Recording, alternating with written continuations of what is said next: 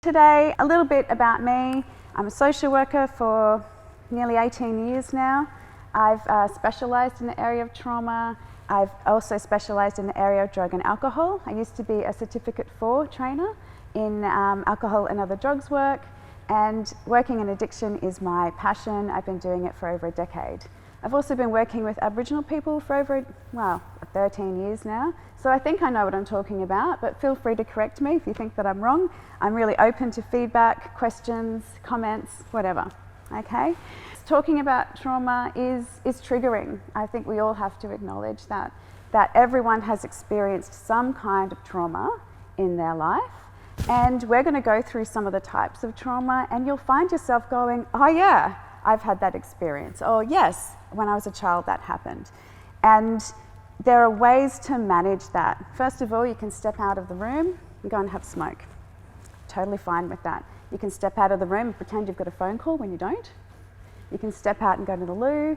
You can go and text someone. There's other things that you can do as well. You can try pushing your feet into the floor. So this is a great way to manage charge that happens in your nervous system. So you can be just sitting there and push your feet. This is a great strategy when you're in a meeting and people start to annoy you, okay? And you feel yourself getting really edgy. Just push your feet into the floor. No one knows that you're doing it. No one can see. It's a really good thing to do. You can try it with clients, try it with yourself. You can try looking around the room and just getting a sense that there's no actual threat in the room, yeah? So when we start getting triggered or talking about trauma, sometimes our nervous system just needs to see, yeah? There's no threat. The threat is from the past. It's not in this moment. There's other things that we can do. We can experience a sense of touch, so we can just kind of grab our arms. A really great one is to take your right hand, if everyone wants to try it, and you put it under your left armpit. You take your left hand, put it over your right arm. It's called a containment hug or a containment hold. And for some people, this brings immediate relief. For some people, it takes a few minutes. For some people, it doesn't work at all. And hopefully what starts to happen, because you can make it as tight or as loose as you like, and you can do this with clients as well. What should happen is a breath should recruit down here, a diaphragmatic breath, rather than a breath in the chest.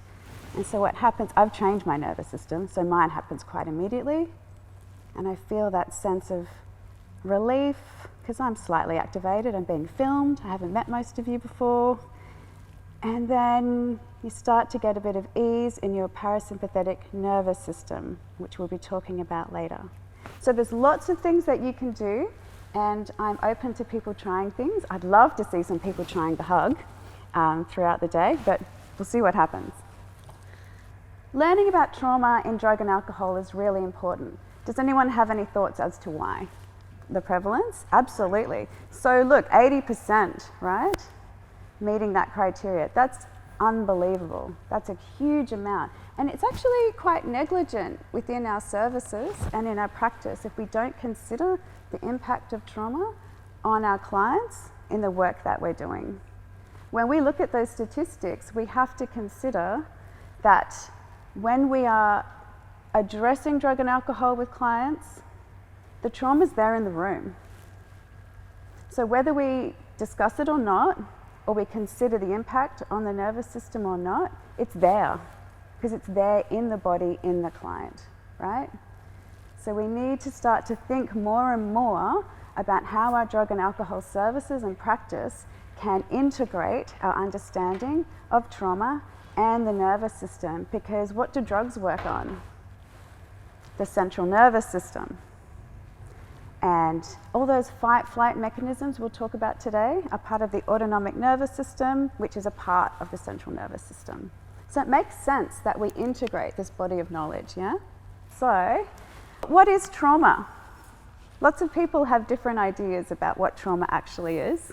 And people kind of bandy the term around a lot, don't they? Oh, it was really traumatic when I moved house on the weekend. Was it? Was it traumatic or was it difficult? Yeah? I'm seeing a few little nods. Jennifer Molson says, any unresolved autonomic nervous system response It's about the nervous system's response to an event, not necessarily the event itself. And so we can have two people experience the same event and one person experiences trauma and one person does not. Because everyone has a different nervous system and experiences the event in different ways. Everyone has a different experience in their life of trauma and how they respond to things. That it's not necessarily about what happened, but what actually happens in the system. And then people get stuck in what happened in their nervous system. And so we've got a gentleman here working with vets, is that right? Current members. Yeah, people in the military, yeah? And so what we know about working in that environment is there will be a large portion of people with developmental trauma. There will also be a lot of people without developmental trauma. Who's probably going to get more trauma in the military? People with developmental trauma, yeah? Because they're already holding in their system a large amount of trauma. What does that mean for their adult life and the work that they're doing? They're primed to experience more distress. It's going to be more and more difficult for them. Same for us, if we have our own experiences of developmental trauma and then experience a single event in our adult life, that means we're going to experience that single event in a much more traumatic way than someone who's never had developmental trauma. It's unfortunate, isn't it? It's very unfair, really. So let's look at types of trauma. What do you imagine a single event trauma to be? Crash, car accident, assault? It's a one-off thing, right? Absolutely. So when I see clients in my private practice and they've had a single event and they haven't had any other trauma in their lives, which blows my mind, but it does happen, they're so easy to work with. Their nervous system is so good. And they have greater treatment outcomes and they have to see me for much shorter sessions than people with developmental trauma. I'm seeing them for years. That doesn't mean they're not having good outcomes, but it's a very different experience. So developmental trauma, does anyone know what that actually means? Trauma experienced in childhood, yep. So that includes within the womb, so before birth, up to the age of 3, for some specialists say 3 years. Others say until the brain has stopped developing, which is between 21 years to 28 years. For women, it's earlier. Sorry, men. Your brain keeps needing a bit more work for a bit longer. Complex relational trauma. Any thoughts about what that might be? Yeah, relationship, yeah? So complex trauma is trauma that's occurred within relationship, usually within that family of origin group, but can be other relationships, yeah? Because of course, those relationships are meant to be supportive. They're meant to be loving and nurturing, and if they're not, that's a huge rupture within that person that they experience, yeah? And they will carry that through their lifetime and into other relationships. Cumulative, it's pretty obvious, I guess. We've got one, then the next, then the next, and the next. God, we've got clients that have just had so many events. It's like, where does it end? Yeah? And then we have intergenerational, transgenerational. I think we're all familiar with that in the work that we're doing. Vicarious, secondary trauma, that's all of us. Yeah, I live in Alice Springs. I think part of living in Alice Springs means you just have vicarious trauma because of all the things you see every day. And then we have PTSD and CPTSD. I think most people are familiar with the diagnostic term, post-traumatic stress disorder. That's a very set criteria. We're not going to go into that today. And CPTSD is about that complex relational trauma with that diagnostic. So let's talk about a few types of trauma. I'm going to put it back to you again because I really like to get some interaction. Pre-perinatal. Any thoughts about what that might be? While pregnant? Yep. So there's some good examples of what happens in the womb, right? And this is actually probably the most significant trauma because this is when the nervous system is being built for an infant or a fetus. The fetus nervous system is it's building, while in the womb, a parasympathetic nervous system, yeah? It's not finished. And when that nervous system is being built, can you imagine if something goes wrong? what happens to that nervous system? It's wired for threat, yeah? If things go wrong early, things that might go wrong are substance use. Did you know that a fetus can actually squeeze on the umbilical cord to try and stop drugs and alcohol coming into the placenta? Amazing. That's probably the only defensive mechanism a fetus has, because they're so tiny. So that fight-flight mechanism, they can fight, they can try to move away from trauma if there's injury to the mother. If the placenta isn't working well or not working correctly, that's called placental insufficiency. Again, that tiny little fetus is very distressed inside and is then born in a freeze response. They're usually the babies that don't cry. They're like, they're such a good baby. They're not a good baby, they're a frozen baby. So there's a huge body of work on this, and it's one of my particular areas of interest. Another experience could be forceps delivery. It could be having the umbilical cord around the neck. There's lots of things that can go wrong with birth, as we know, but also this refers to the first 2 months of an infant's life. So according to research that's been done, Dr. Bruce Perry tells us that the first 2 months of an infant's life is so pivotal to the development of that nervous system, that sympathetic and parasympathetic nervous system, there's two branches, that the infant, right, is building its parasympathetic, that rest and digest, from its mother. How many mums have like a really great first 2 months of their life with that baby? Lots of them don't, right? So if a mother is stressed, the baby is building a nervous system, right, from mum of stress, yeah? So the first 2 months, if they are suboptimal, but after 2 months everything gets better, that baby's nervous system is still wired for threat throughout its life. It's kind of worrying, isn't it? However, if, say, the first 2 months are really, really good, Pete, don't freak out, I know you've just had a baby. Mothers in the room, please don't freak out, because we're all so resilient, right? But if those first 2 months are good, mum has everything she needs, baby has everything it needs, and then things go wrong after that, what happens is that nervous system is actually really solidly built. It's like an inoculation against trauma. So regardless of what happens, that nervous system has been built to be resilient and strong in the face of other traumas. So we've had this previous idea, right, that, oh, it's just a baby, so it doesn't matter. At least it doesn't know what's happened. I'll be put into care and all these other things. It'll be okay. Adoption's okay, all that stuff, right? But what we're now starting to understand, that it's actually a huge impact on a fetus. High impact, failure of physical defense. What could that be? Car crash? Yep. I was rollerblading one day. I should have learned to brake effectively. Somehow I ended up on an incline and smashed my face into a steel pole. That's a failure of physical defense. I don't know if it exactly traumatized me, but it was pretty bad. Inescapable attack. I think we can probably imagine what that would involve. You know, natural disasters. A lot of people feel very traumatized by experiencing a pandemic. I think these other categories you can see are fairly self-explanatory. We don't probably have to go into them into too much detail. And so trauma is contextual, yeah? So these guys, are they getting traumatized right now? Well, it's contextual, right?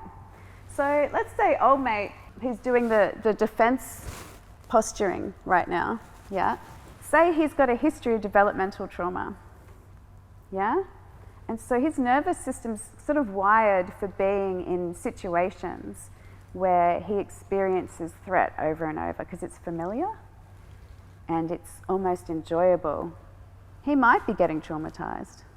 He might be.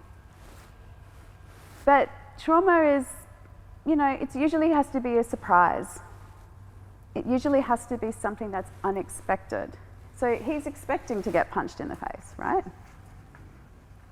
So it's different for everyone. Some people will experience this as trauma, some won't. So let's go through all the different mechanisms in the autonomic nervous system that we have, right? So first of all, we've got the fight response. And what does the fight response look like? Yeah? It looks like coming forward. So if you think about blokes in a pub or something like that, right? There's a coming forward, yeah? There's usually a puffing of the chest, a jutting of the chin, extending of the neck muscles, and it's a sense of, I can, yeah? So it's a bit like, Peter, I'm coming for you, okay? Come on, right? Ah, Peter just did the eye widen. Nice, yeah? Terrifying. Yeah, I'm really scary. So there's a sense, right, of coming forward into action. And it's a sense of, I'm good, you're not. I'm okay, you're not okay, yeah? And the fight response for many people feels really good because there's all this adrenaline surging through the system and it's coming forward into action that I can do this. Now, actually, Peter, do you mind getting up for a sec? Okay, so I'm going to come towards you just again, right? I don't want to traumatize Pete. And what I want you to do is try to like defend yourself, yeah? Okay, so I'm going to come forward, yeah? Hands are up, yeah? So I'm coming forward, he's coming into defense posturing and backing back. What is that? It's the flight response, yeah? So we've got fight coming forward, flight is pulling back. So when we see that in clients, when they're moving into fight, we usually know because they're telling us, I don't like this, I don't like you, I don't want to be here. And it shows up, right, as a moving forward, clenching of the fists. Usually the head goes up. Is this familiar with some of you? Some clients when they get mad? And they usually will lean in, yeah? And it does not feel good. And usually your response will be coming back, yeah? The flight response. And in that flight, it can look like a shrinking. So we have clients that will go into a shrink, and then we have clients that will go into a pushing back of I don't want to be here. Does that sound familiar? Yeah, when you see people like that? Yeah. The freeze response is the next mechanism in the nervous system, and it's an immobilization, right? And in the freeze response, it's that deer in the headlights, right? So the eyes get big, yeah? There's a pulling back and there's a brace. Have you seen clients that their arms just start to stiffen? Yeah? And they usually will go like this, and they can't quite focus. They're not quite there. We should stop our work right then. If there's any of that going on, we should not be moving forward. Their cortex is well gone, and we need to get back to regulation. Then we have the flop, and dissociation actually happens really, really quickly with clients, and it can happen in a second. It's quite hard to catch. I even find it difficult after many years of working in this space. And a flop can be quite obvious because it's what? It's flopping, yeah? And we see a lot of clients like this. Collapse. They can almost look on the nod. All of that posturing is going inward and slowing down. The nervous system is becoming very, very still and quiet. It's actually preparing for death, which is kind of amazing when you think about what's happening in that nervous system. It's a giving up, yeah? And usually the phrases that are being used are things like, I don't know, I don't care. What did you say? I can't catch what, I don't understand what you're saying to me, right? Cortex is gone, and that person is not present. Are you familiar with that flop? Because in drug and alcohol, we see it a lot, and we can't get any engagement. You just think, why can't I work with this person? It's really, really hard. It's like it's like a car when you're full driving, they're just stuck in the mud, yeah? And that immobilization shows up as really flaccid muscle tone, yeah? So usually we're seeing low affect, no expression, everything drops. And then It can move into the feigned death response, which is called thanatosis, and that's when people completely drop. We don't see this very often, and I apologise if this is a trigger for some people, but when the situation becomes so distressing and there's nothing left available to the nervous system, we see this with mice and birds and reptiles, they will just, and they are gone. It's a way of conserving energy. In the freeze and in the flop, the body actually releases analgesia because the body's getting ready for death. This is going to hurt, basically, is what it's saying. But when that analgesia is emitted from the body, everything becomes kind of dreamy and nice. So dissociating is really pleasant. It's enjoyable for the person who's experiencing it, but they're not actually there. And it's so hard to catch them. Then fawning. We'll talk a bit more about fawning shortly, but fawning is a way of befriending. Has anyone heard of Stockholm Syndrome? The nervous system feels under threat. The nervous system is scared of a person or a situation or the trigger that's happening around that person, and they go into social engagement. Simple explanation is right. There's a tiger in the room and his name's Peter. You're right there. Yeah.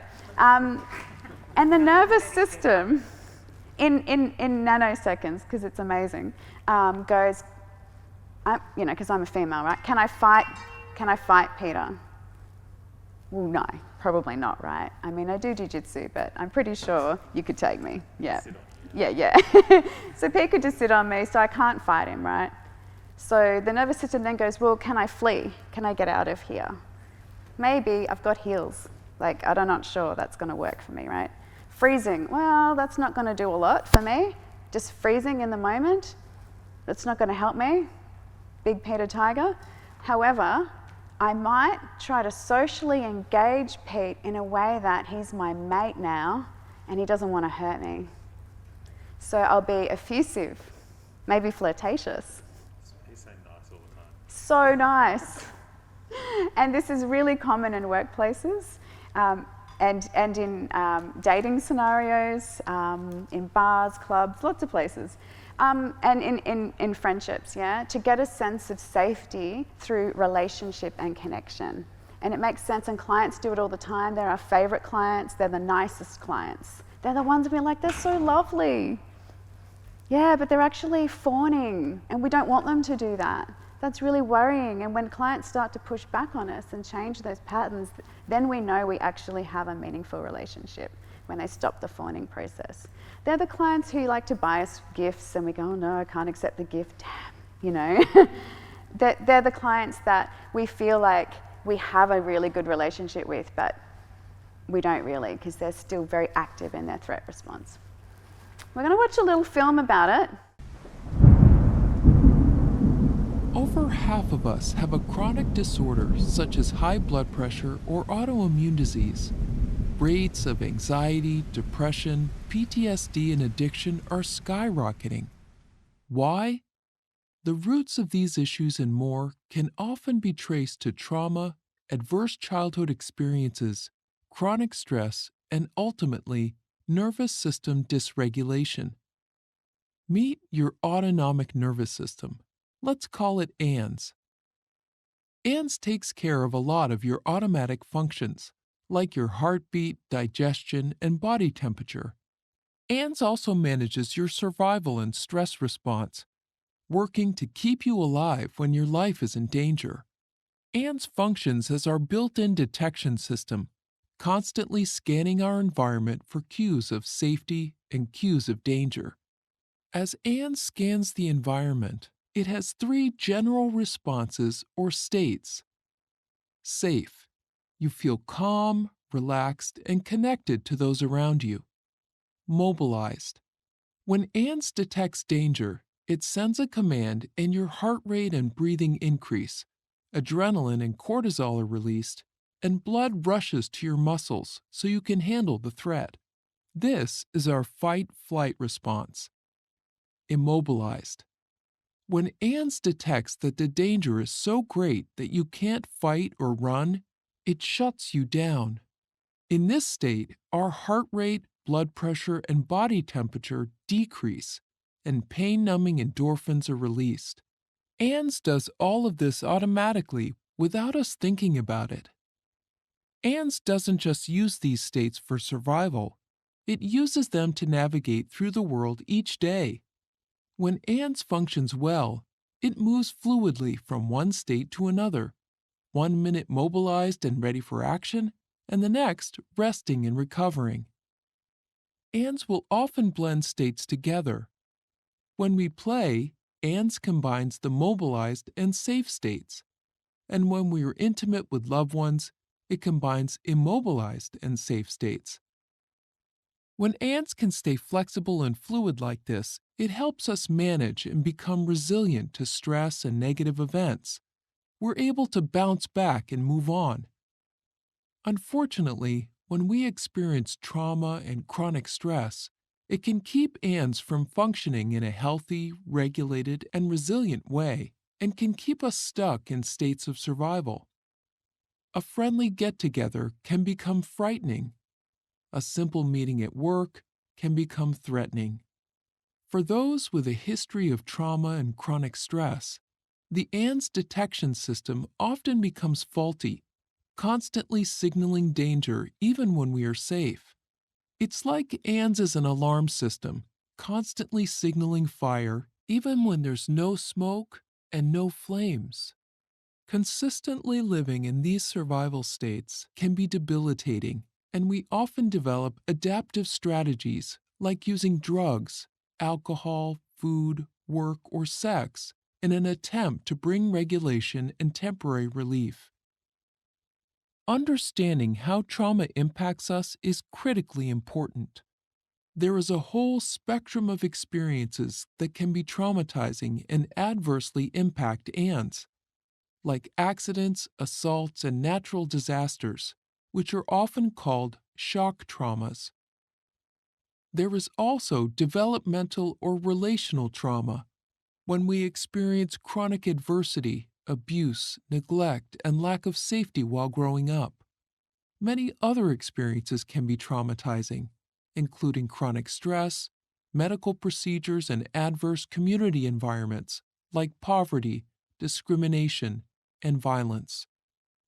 Additionally, new research in epigenetics shows us that trauma can get passed down genetically at least 3 generations.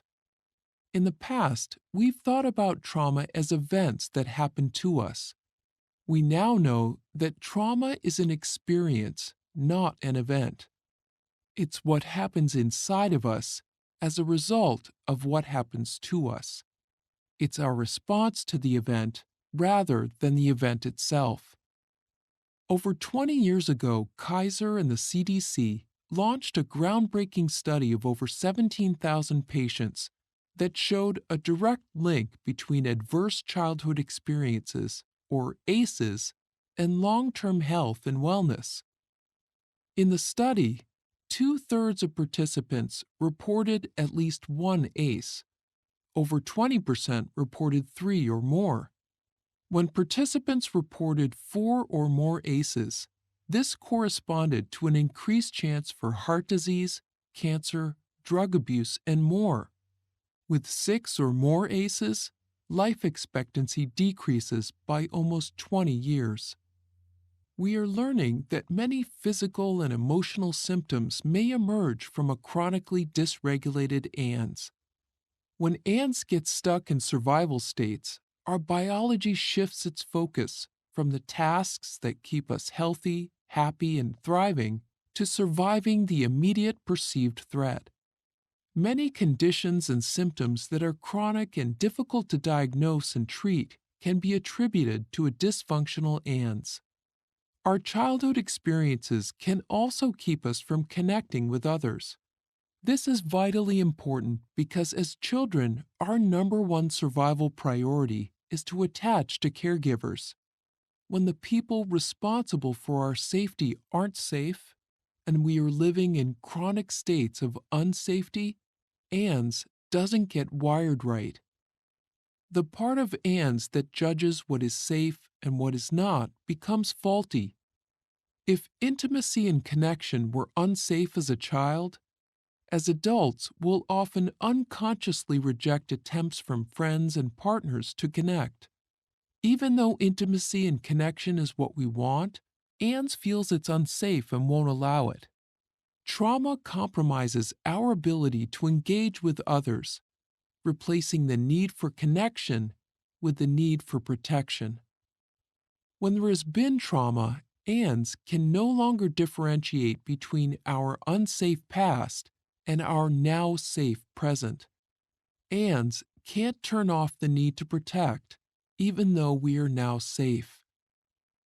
So, what can we do when ANDS becomes dysregulated? How do we recover from trauma and develop a healthy, regulated, resilient nervous system? Fortunately, we can retrain ANDS to feel safe again. This is best done with the help of others. Each one of us has an ANDS, and our ANDS is constantly communicating with and attuning to the states of others. We autonomically mirror the states of those around us. This is called co-regulating. We see it in herd behavior. If one animal senses danger, the entire group becomes more alert, increasing their chances of survival. We're exactly the same. When we're with others who are stressed, angry, or depressed, it makes us feel worse. When we're with others who are calm and happy, it makes us feel better. Connecting with others who are safe, attuned, and present is the best way to restore a healthy ANDS.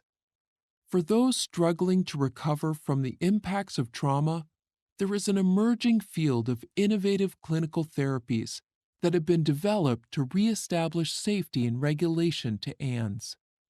We're also learning that many of the activities we intuitively know make us feel better, like spending time in nature, practicing yoga, dancing, helping others, and more, can help ANDS become more regulated and resilient. Healing from trauma and finding release from being stuck living in survival states comes as ANDS becomes regulated, increases its capacity for resilience, and regains its flexibility. It's not about being calm all the time or mobilized all the time. It's about having a flexible and resilient nervous system that can accurately assess safety and danger and responds appropriately. We're truly resilient when we can fluidly move from one state to another. For those living with the impacts of trauma and chronic stress, becoming unstuck is like beginning a new life.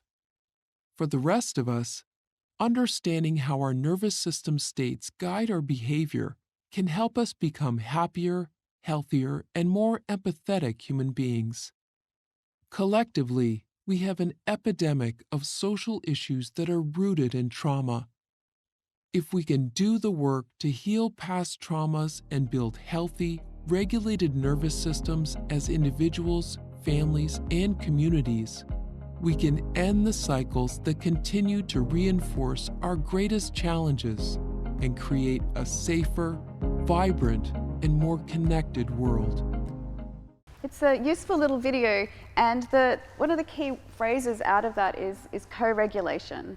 And that's one of our roles as a practitioner, is to co-regulate. So we need to regulate ourselves and our own nervous system to be able to co-regulate for another person.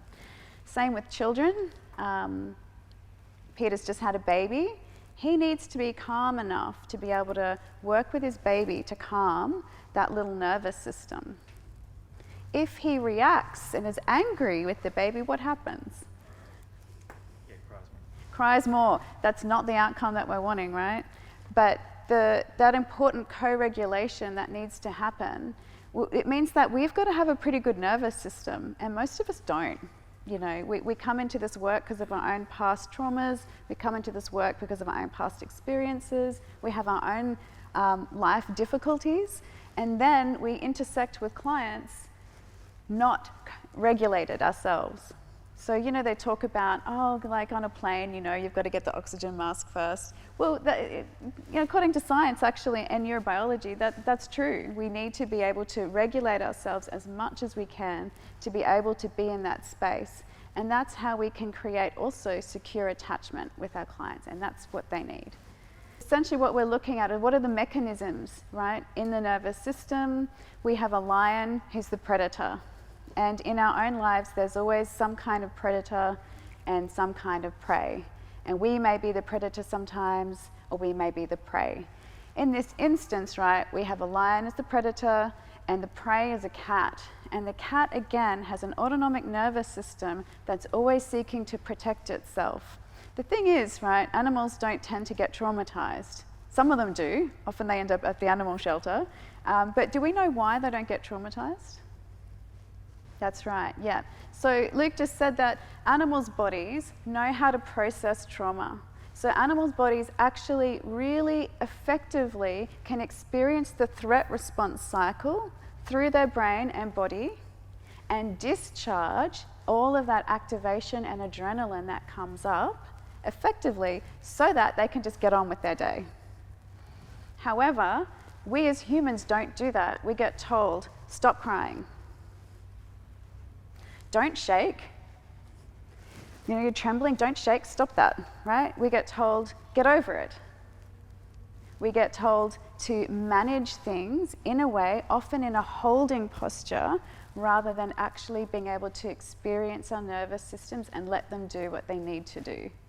And somatic approaches using the body are considered generally one of the most effective ways now to treat trauma, to move that through the nervous system. So just coming back to the fight response, one of the terms we're going to talk about today is hyperarousal. So being hyperaroused means that the nervous system is gearing up. So that fight response moves upward through the system. As I did before, there's an upward movement, and we have to look out for that in clients. If we start to see that, our alarm bells start going, don't they? Because nobody enjoys a client who's in the fight response. And so the heart rate goes up, blood pressure goes up, respiration increases, but the blood is pumping through the body and adrenaline is pumping as well, right? Oxygen is moving to all the vital organs because in fight we are moving forward, we are ready to go. What happens is all the blood flow to the organs in this area, right? So the GI tract moves outward, so that we can mobilize and be effective in our fight response. And that sense of moving towards and that I'm okay and you're not okay, that won't change until that fight response has settled down. They'll never see in that moment that you're okay and they're maybe not doing the right thing in that moment. I think we're all very familiar with that. So the hyperarousal is also present in the flight response. So the same things are happening in the body, the exact same processes, because it's sympathetic arousal, but instead of that moving up and forward, it's shrinking and going away, yeah? But it's the same mechanism, it's the same response. I think we're all familiar with how fight looks, yeah? It's usually concentrated in the face, the furrowing of a brow, narrowing of the eyes, looking of intimidation, and again, things moving upward. Have you all experienced fight response at some point in your life? Usually in the car? Misplaced anger, that's one of the things we get in society a lot, is I'm really angry about this, but I'm going to take it out on that car in front of me. Yeah? So flight is again that sense of I'm not okay and you're not okay, right? So there's this, everything is dangerous. Flight's a horrible experience, and if you've ever experienced flight, which you should have, because we all have autonomic nervous systems, usually what you're experiencing is anxiety. So worry, anxiety, panic. Yep. Has everyone experienced that? Oh, just every couple of days. So I was anxious last night because I was thinking, I hope the presentation goes well. I had some sense of worry about would the IT work, because it didn't work very well when I did this in Alice Springs. And there's a sense of kind of excitation, like I'm excited for the presentation, but I'm a little nervous about it as well. It's a flight response. It's really normal. Interestingly, I did a Google search to look for fight response, an image search, and every picture but one was of a man. Then I looked up flight response, and they were all of women. I found that fascinating. And the images are all this kind of thing. Eyes widening, lifting of the shoulders, neck is protected. I won't do it too much because of the lapel mic, sorry. But when we see that lifting of the shoulders to protect the neck, right, this is one of the most vulnerable areas of our whole body.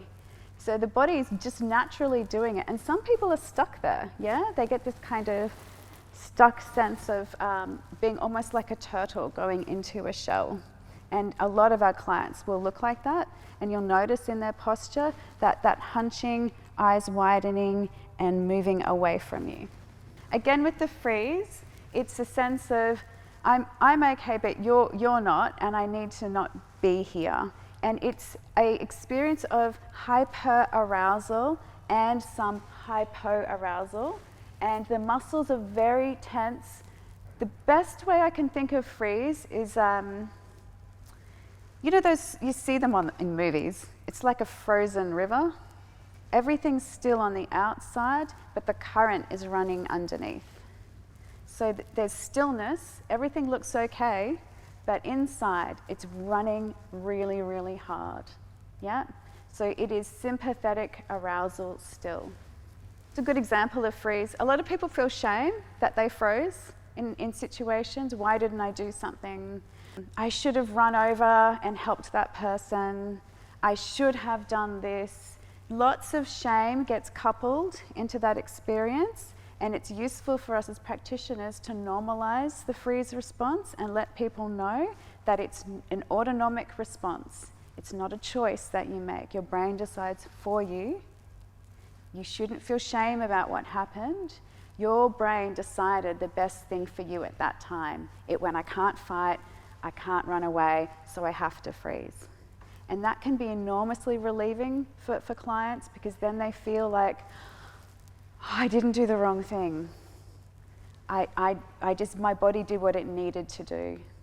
That's so relieving. I've seen so many clients just start sobbing from hearing that information, because they're able to let that narrative go.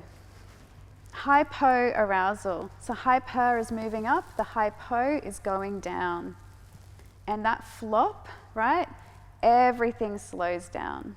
So we see respiration slow down, we see heart rate slow down, everything starts to move towards what I was talking about before, which is preparation for death.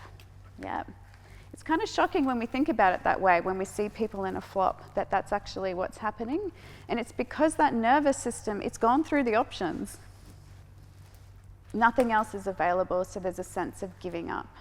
Impossible almost to work with clients in this state. The feigned death response that can come after that, we don't see very often. We sometimes see it in movies, and we most often see it when a cat plays with a mouse or anything like that. But it's such a huge trauma for a body to experience. If we have clients that have been in that state, most people have to accept that that's outside of their scope of practice, generally. That's very specialist work, to work with someone who's had those experiences. And that's pretty much what it looks like. The flop is the caving in, the giving up. The mouse is in thanatosis. Thanatosis looks like two different things. It's the stiff body, that you see, or it's completely collapsed. And, the cat can toy with it and move it around and nothing happens. It's really fascinating. Thanatosis occurs because the nervous system knows, it's deep in the brainstem, it's the most reptilian part of the brain. And it actually can make the body do that because predators don't like off meat. Off meat means that it's no good. Right? It's no good for you. And so the animal will actually back away from it if it thinks, oh, it's dead or there's something wrong with it. Isn't that amazing? So that thanatosis experience will save many, many lives. We're going to watch a video about that shortly. Misattunement is one of the most pervasive forms of trauma, and it's something that doesn't get talked about very often. And misattunement looks like not tending, not co-regulating, not being present. And a simple example would be a child says, "Mom, I'm cold." "No, you're not." "Mom, I'm sad." "No, you're not." Get over it. Move on. It is an inability to connect and a chronic emotional neglect. And look, you know, people do misattune all the time. When we misattune to clients, it's painful for them. It's pretty painful for us really as well. You know, when we don't get it and we kind of make assumptions or we don't fully understand what's happening for them. It's not a great experience. But chronic misattunement in childhood is extremely painful, and that recruits the shutdown and dissociate part of the nervous system, recruits a flop and collapse chronically in people. This little infographic here from Peter Walker, who's done some great books about trauma. He talks about how you can have these kinds of ideas of like what it might show up as a personality. So the freeze response, he calls like the couch potato. So that the person who is flopping on the couch, right? They're not really engaged, they're not really doing anything. He talks about fight response as the typical bully, right? The bully in the classroom or at work.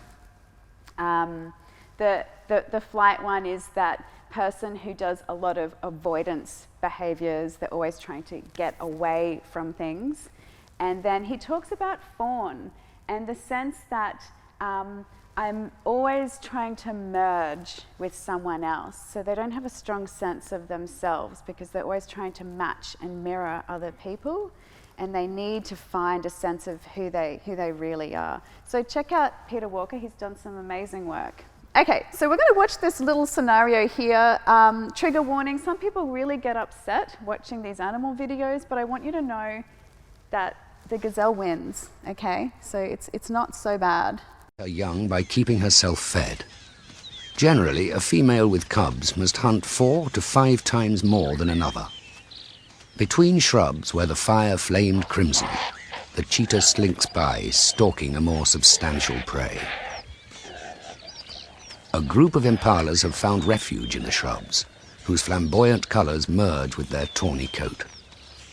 Duma advances, trying to pick out her victim.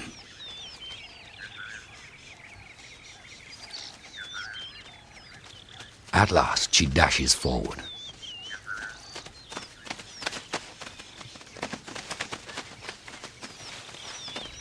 So we've got a predator and prey, yeah? Fight and flight happening.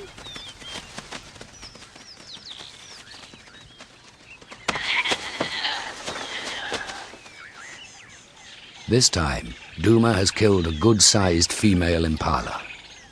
Unfortunately, in the savannah, one's own gratification often stimulates another's envy. Duma's catch, which has been observed from start to finish, has not left Mama Kingua, the spotted hyena, indifferent. She knows that Duma is completely extenuated by her final sprint.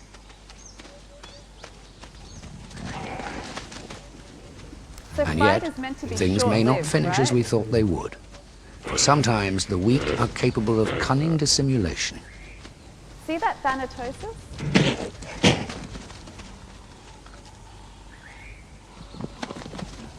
And she's off. Woo! Look at that beautiful flight response, right? We got to see everything in action in that short video. We got to see the fight response and flight multiple times over, but we also got to see that nice flop and how effective that feigned death response is, yeah? The cheetah was trying to eat the animal, but essentially all that charge was still inside, you know, it's still available, and it's not thought out, it's not a cortical response, it's what the brainstem and the nervous system just does naturally. We're gonna watch this thing called the snowman now, and let's have some fun with it, yeah?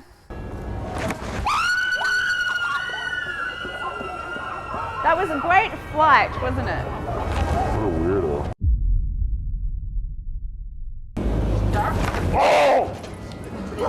You scared the shit out See that hand? Defensive posturing. Yep. Flight. Oh my god. This thing every single fucking year.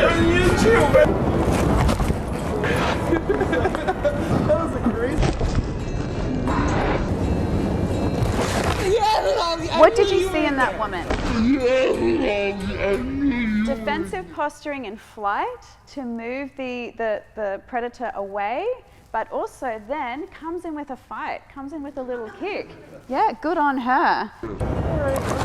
Whoa, is there someone in there? Did you touch him? Alex, wait! To hold them accountable. Oh, God, don't ever do that.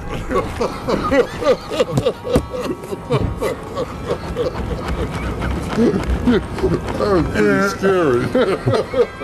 You're the worst looking snowman I've ever seen. He's got a good fight response and he's actually kind of angry. And his laughter is discharged from the activation in his nervous system. Adrenaline spiked in his system and then he ha-ha-ha'd it out. Yeah, does that make sense? You can discharge in lots of different ways. But he's actually pretty aggressive. You know, put the hand right up on him, yeah, to push him back.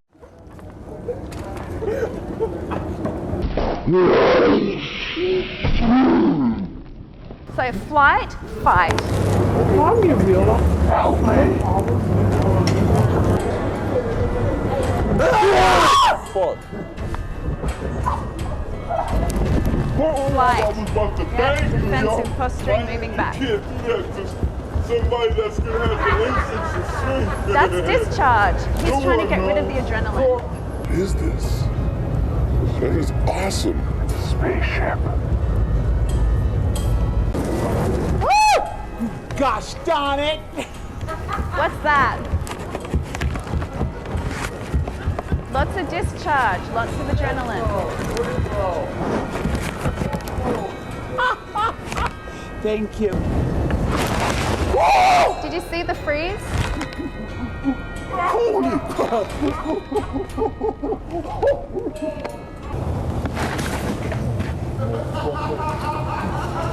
I was ready to hit that motherfucker. Delayed fight response. I love it.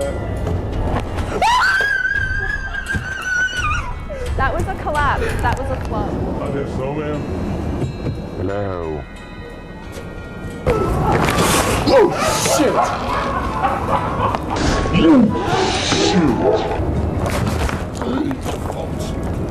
That was a good flight response. But also engagement. Fight. Yeah. Those are really funny little videos. I mean, they seem silly, but when we think about applying our understanding of the nervous system, they become much more interesting. And what we're looking for is some of those stuck defensive, right, posturing that we actually see in clients. We're going to watch the polar bear again. It's really pixelated. It's really old. But what we're interested in looking at is what happens in the nervous system of the polar bear.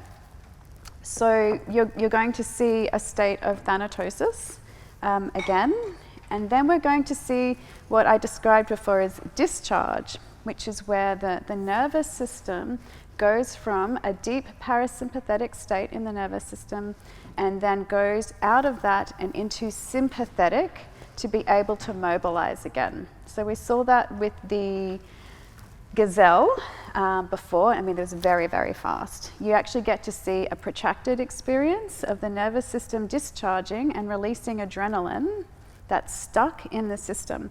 Why is this important? Because so many of our clients have an experience of trauma, right, in their nervous system, in their body, that is stuck. Yeah. And it's very hard for that to move, and through talk therapy, really, really difficult. Somatic approaches using the body and the nervous system can allow for discharge to be released through the body so that they cannot be traumatized anymore or experience those symptoms that we're talking about earlier. Sometimes we have experiences where clients will start to shake, right? And they may be experiencing activation, right? That sympathetic charge through the system. However, when they can have healing, they also need to cry or shake. Sometimes they burp and do other things to release what's stuck in the body. And we're going to see this really beautifully done in this polar bear, okay?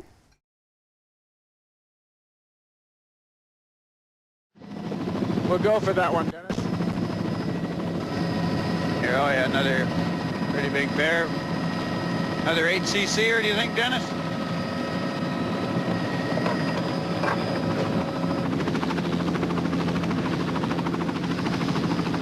Obviously lots of flight. So what do we know about flight? Hyperarousal, heart rate increase, lots of adrenaline.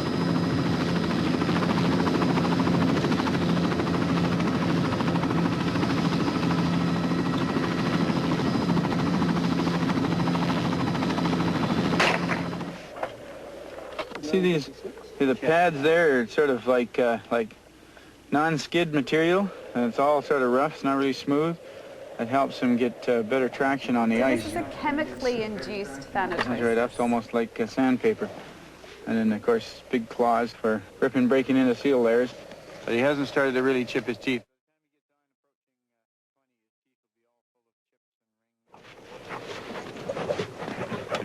If you watch that animal after he finishes convulsing, you'll see, because he's aware of the fact that we're all around him, and it's a very stressful experience for an animal like a polar bear. And after he settles down, and then he'll start doing a couple of deep breaths, and then he'll breathe really nicely, and it'll really... Now look, here he goes. See those breaths? See how he's breathing there now? You can see so that even though it looks a little unpleasant to look at him convulsing like that, in fact, it lets off all that stress, and he then is able to relax and sleep the thing off. Okay, he says stress. What he means is adrenaline. That's in the system. So that polar bear was running and was terrified, right? So experiencing terror, which is what lots of people experience with trauma. Went into a thanatosis, right? That was chemically induced. And then to come out of that, the body and the nervous system has to have an uptick, right, of heart rate and oxygenation to be able to come out of that state. So from deep parasympathetic into sympathetic to be able to move again. But also what's happening is that adrenaline is discharging out of the system, and then these deeper breaths can happen. Does that make sense? That polar bear will not be traumatized, yeah? What doesn't happen with people is that. So we're just gonna watch some videos, and I want you to again kind of guess that the person, they're really bad drivers. And what we're looking for is bad drivers and what's happening in their nervous system. Because they're probably not technically bad drivers. What we're looking at are experiences of hyperarousal or hypoarousal, and I want you to kind of shout out or guess where they're at. They're slightly stressful to watch, just because the driving is so bad. And they're called Canada's worst drivers. I got my license either in 2013 or 2014, and I've already totaled my first car and a few other mishaps. But... Get your head out of the way, Shanna! Me! Jesus! Crazy, stupid piece of monkey mother. I actually failed my first attempt. Shane, school bus. Holy why? Frig off, Shane. You just drove past a school bus with the lights on. Oh, my life. And then I passed the second exam, and about 2 weeks after passing the second exam, I wrecked my first car. I'm not even in a lane right now. No, you're kind of hovering between the two. His driving can be scary. There's some serious issues that could be life-threatening. You oh, Jesus. Dumb off, Shane. You almost hit that truck. I know I almost hit that truck. Why are you merging? You're getting off at Nicholas. I don't know. Get over. Right. Shanna, will you piss off? He doesn't have a lot of focus. He gets in his head a lot when he's driving.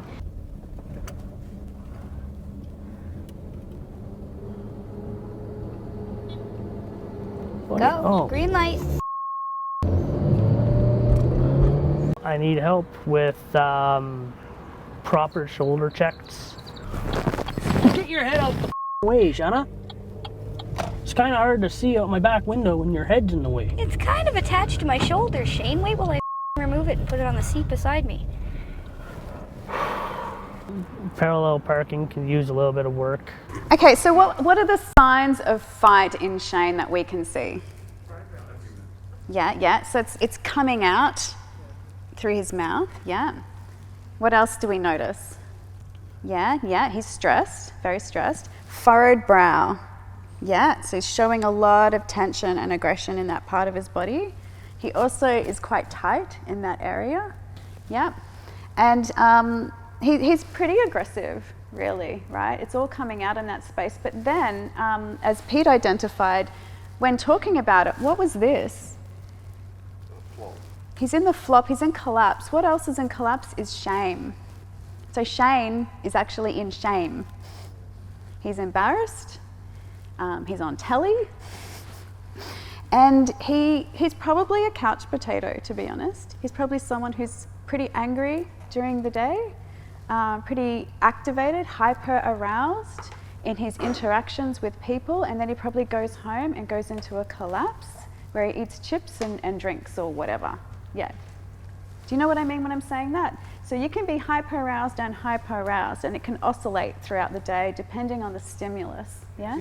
I'm curious about how much of his collapse is dissociative, how much he dissociates because he's not very present in his driving, but that could be the hyper-arousal, so that, right?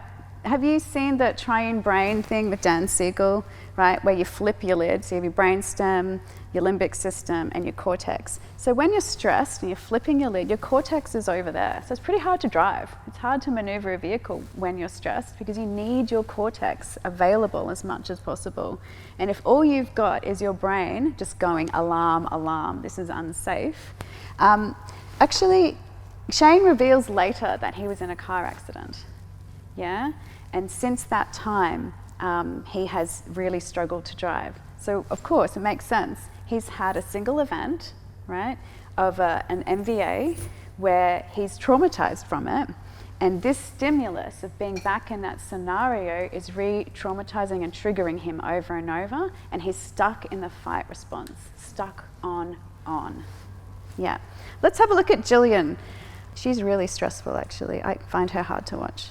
My name's Jillian, and I was nominated as Canada's worst driver by my fiance, Mitchell. Let's go, come on. Mitchell. You're okay, stop stressing out. Stop. Just head downtown. Jillian has really bad anxiety about driving. You're not supposed to. Okay, Mitchell, but I just don't want to do it. I know. I don't want to do it, right? What's she doing? Good job, you did great. She's in flight. This makes me so mad. I understand. Just a very anxious feeling, like something bad is going to happen. Like every single time I get in that car, I have to try and avoid something bad happening today. Like I'm afraid somebody's going to hit me, or I'm going to hit them, or just something bad's going to happen. Oh, who's burping at me? Eyes widen. Why? Yep. What was I doing wrong there? Nothing. Guess you just didn't appreciate your good looks. I got in the turning lane. I was in the turning lane. We really don't fight that often. But when it comes to the driving thing, yeah, we fight a lot. No, I'd cut her hard to you. Cut her away, cut her away. I can't! I can't! Where would you like me to go? I don't think she's a bad driver, but when she gets worked up, she loses...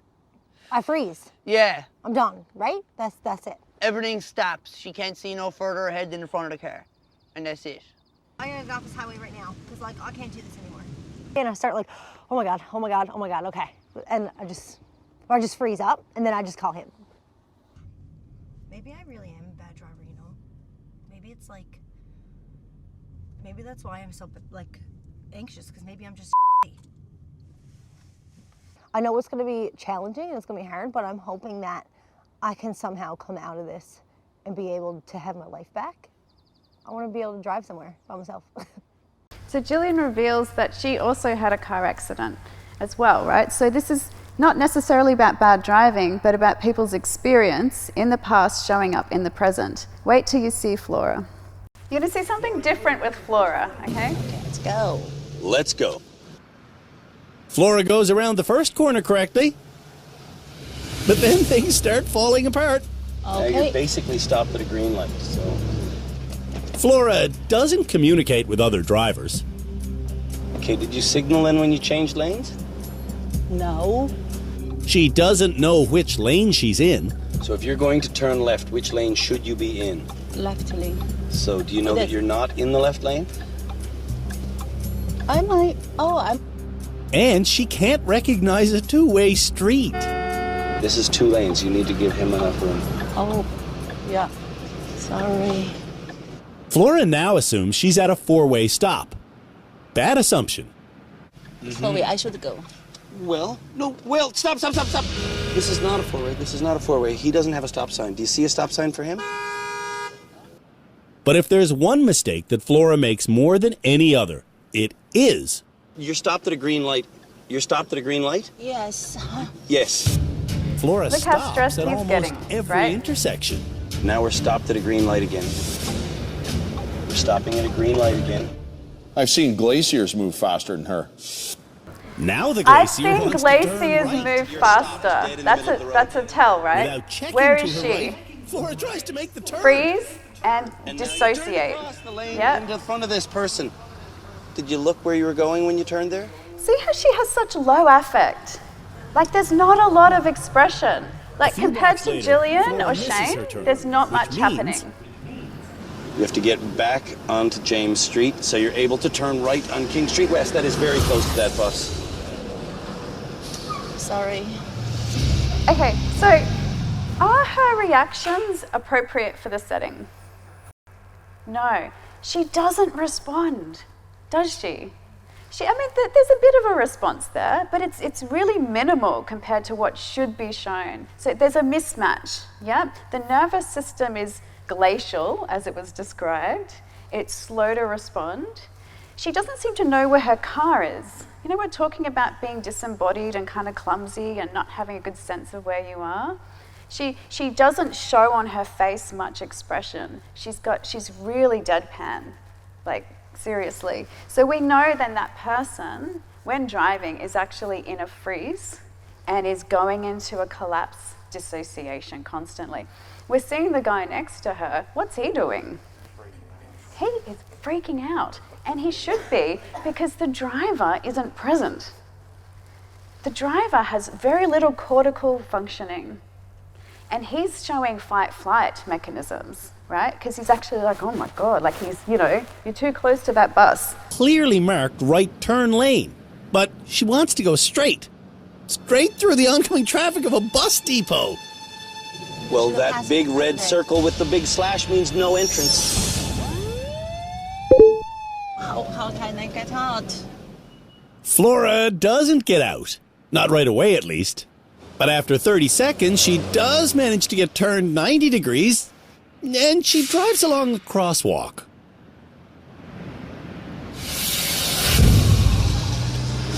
Sorry. You go ahead.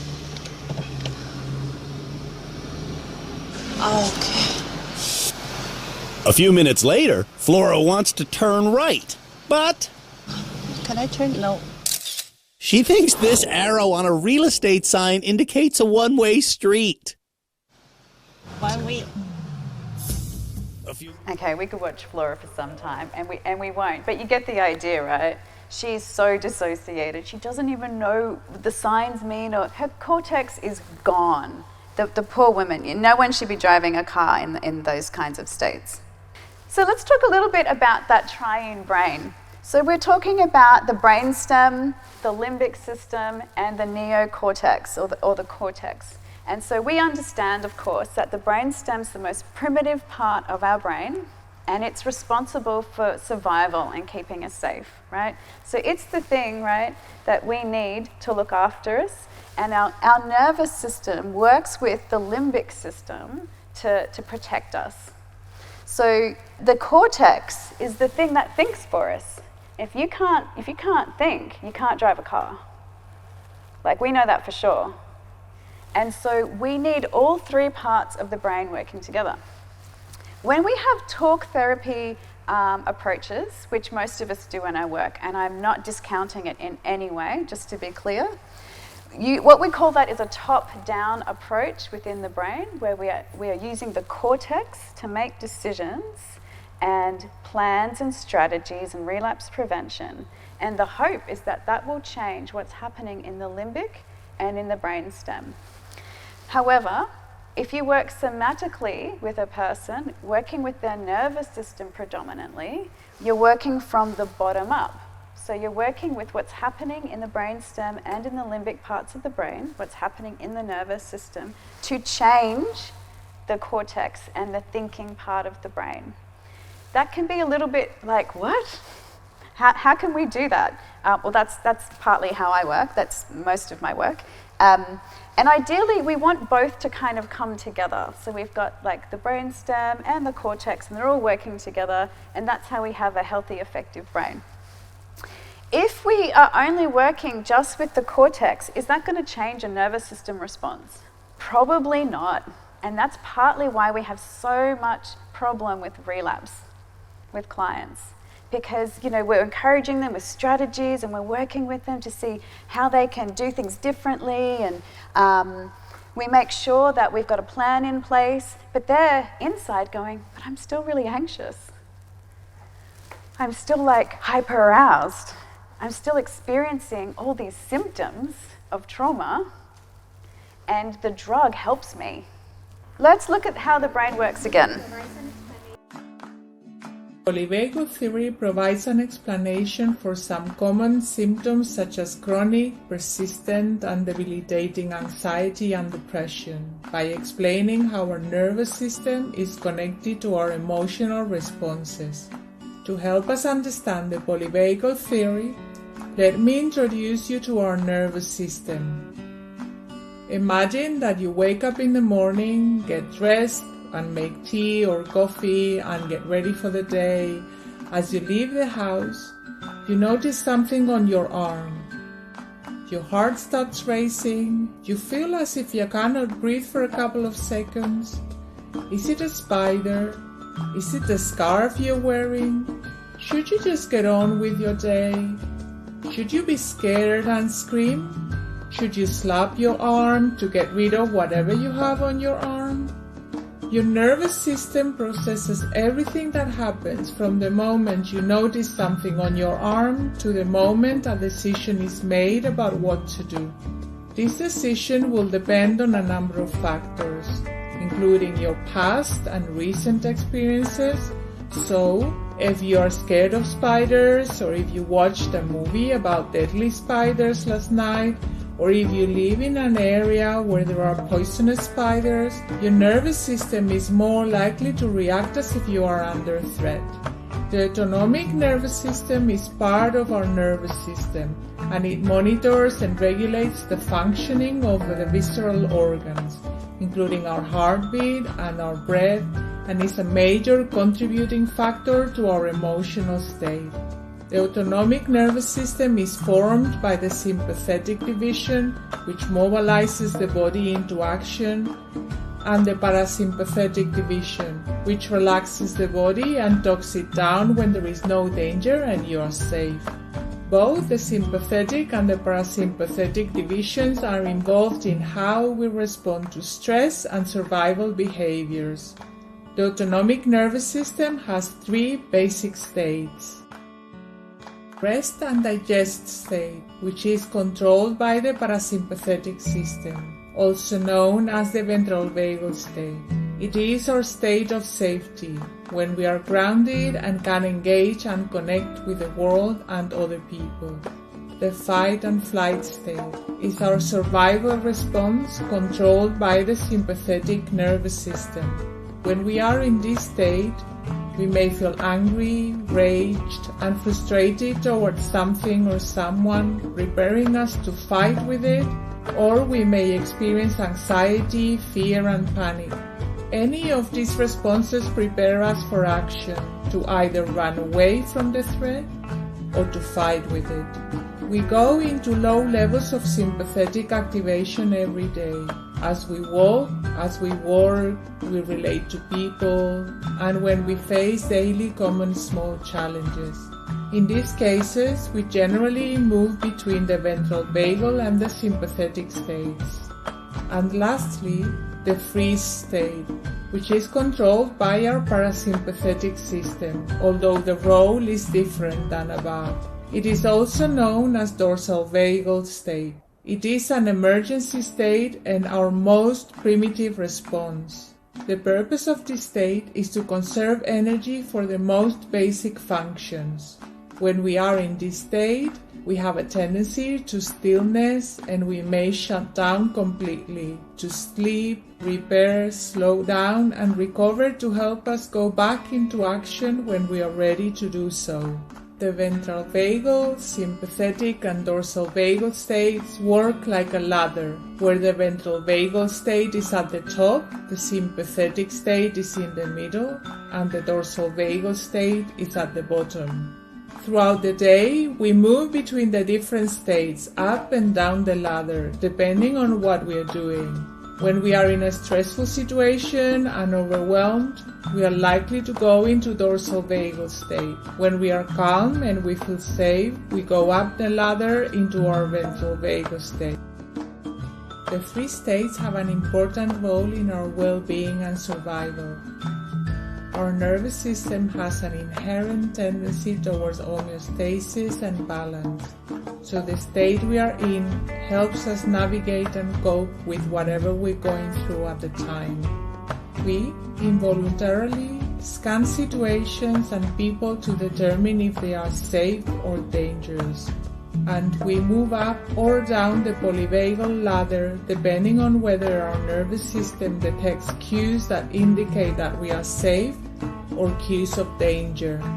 People who have experienced trauma and difficult situations in their lives, people who grew up in environments where their basic needs weren't met or were abused as a child, are likely to spend more time in the dorsal vagal state, the freeze state, experiencing symptoms such as low mood, anxiety, social isolation, and feelings of helplessness and hopelessness. The good news is that we can retrain our nervous system to start noticing cues of safety around us and to reduce the reaction our nervous system tends to have in the presence of certain cues of danger, which are often related directly or indirectly to the trauma or difficult experiences we've had. One of the first steps is learning to identify the state we are in at any given time so that we can seek what we need to help our nervous system go back to a state of safety. There are strategies that can help you navigate the different states and give yourself what you need depending on the circumstances and your nervous system response. These strategies include adjusting your breath, your posture, your movements, and the information that comes through your 5 senses, but there are many more. So next time you feel anxious, angry, overwhelmed, or you just want to withdraw from everything, sleep, disconnect, and spend some time alone, remember that your nervous system is doing its best to get you through the circumstances that you are in. And also remember that giving your nervous system what it needs will help you go back to feeling safe and engage with what's important to you. What we're talking about, right, is that sympathetic arousal that occurs, and it operates in the amygdala. There's actually 2 of them, and when they fire, they take the hippocampus offline so that memory stops being encoded. It's the way of the brain saying, we don't want to remember this. This is not a pleasant experience. Let's try not to keep it if we can. And then the brain will hang out more in the right-hand side of the brain. That's creates. It makes up a little story. Sometimes it can be a bit fanciful. And this is how we know that memories, unfortunately, simply aren't accurate. And police know that memories aren't accurate, which is how they can do specific questioning techniques to actually try to either elucidate the true story or actually find out a false narrative. It's really kind of scary stuff. But essentially, we think something happened in the past, but our memory of it is usually very different or even slightly different to what happened. When people have a car accident, for example, they would say, I was in a red car and a blue car came and swept in front of me. And then someone will say, no, it was a yellow car.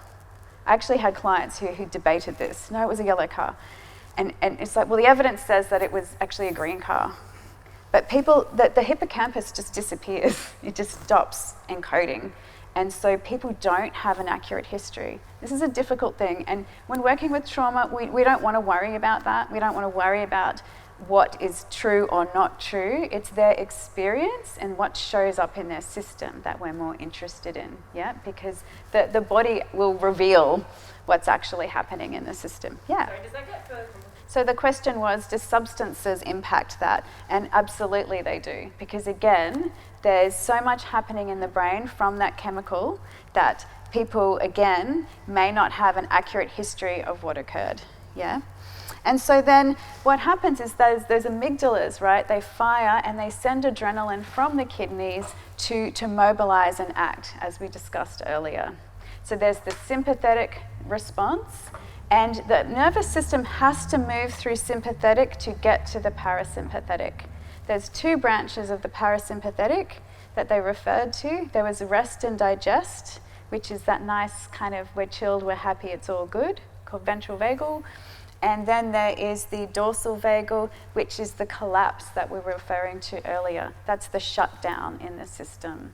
And that's the immobilization. For those of you who are interested in the nerdier part of the autonomic nervous system, understanding those two branches, and then that one branch, the parasympathetic, has a further two branches within it.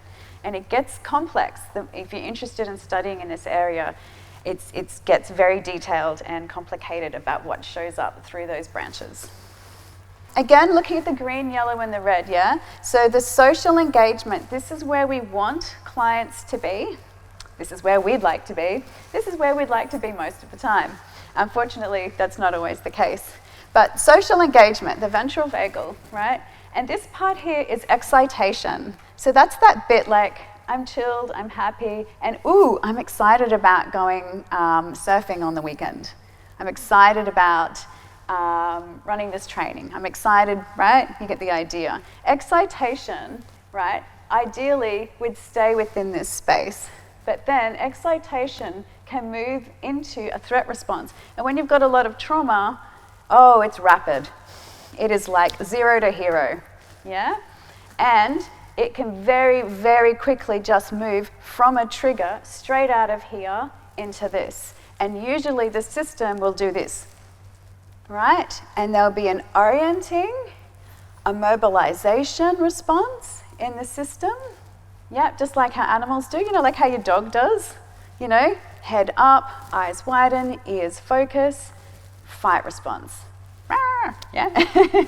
And so what we see, these are two sides of the exact same coin. They're very, very similar. One's just moving forward to engage, and one's moving back to disengage, essentially. Yep.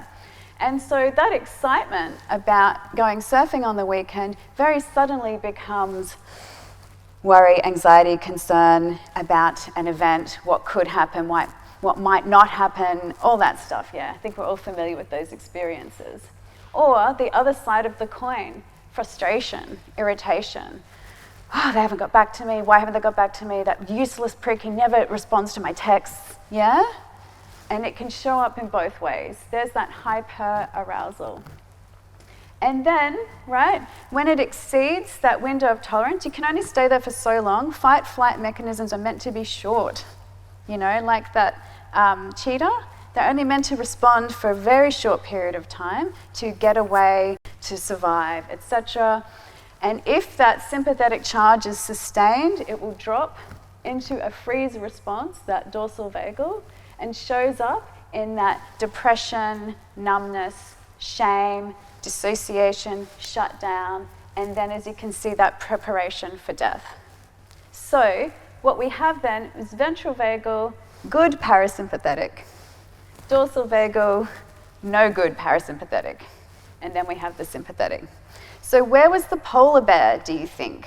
Polar bear is where at the beginning of the video? Flight, and then, yeah, and so ended up in that preparation for death, and then in that thanatosis state. Then what happened as the polar bear came out of that? I had someone say discharge. Yeah. The discharge, right, then moves through the sympathetic so that the polar bear can come back to here. This is a really key point because a lot of people don't want to move out of this state because it's so pleasant. You're not really having emotions or anything like that, just kind of floating around. And this is so unpleasant.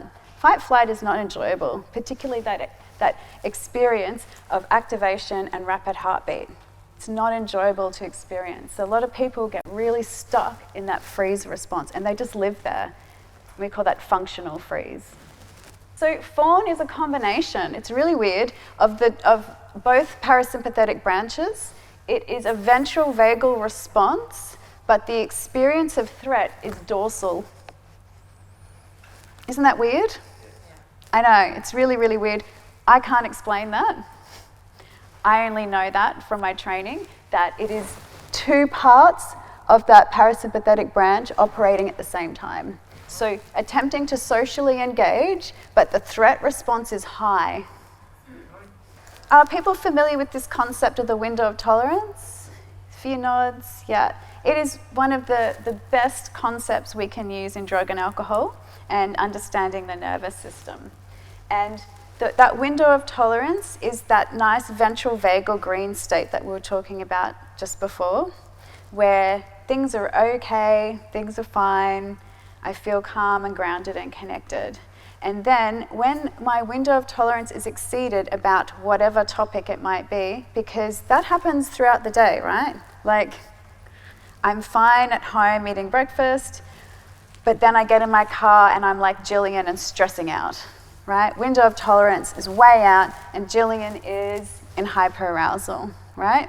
Flora has so much hyperarousal, she drops into hypoarousal. And when people's window of tolerance is exceeded, that's when people often start bringing in substance use. Because I want to get back to that window of tolerance, I want to feel okay.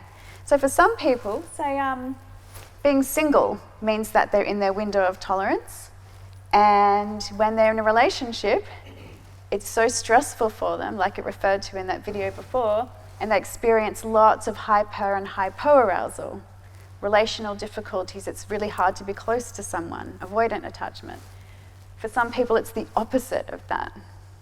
And people are using lots of substances to try and keep them back in their window of tolerance. There's also another concept for those who are familiar with window of tolerance called the faux window of tolerance. Has anyone heard about that one?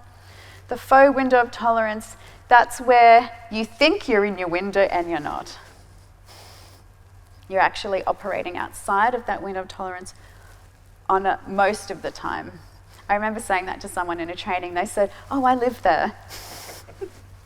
Yeah, and we can all relate to times in our lives where we've just been completely outside our window of tolerance and hypo-aroused. And then things get a bit better and you think, oh, I'm actually okay now. You're still just barely getting by, really.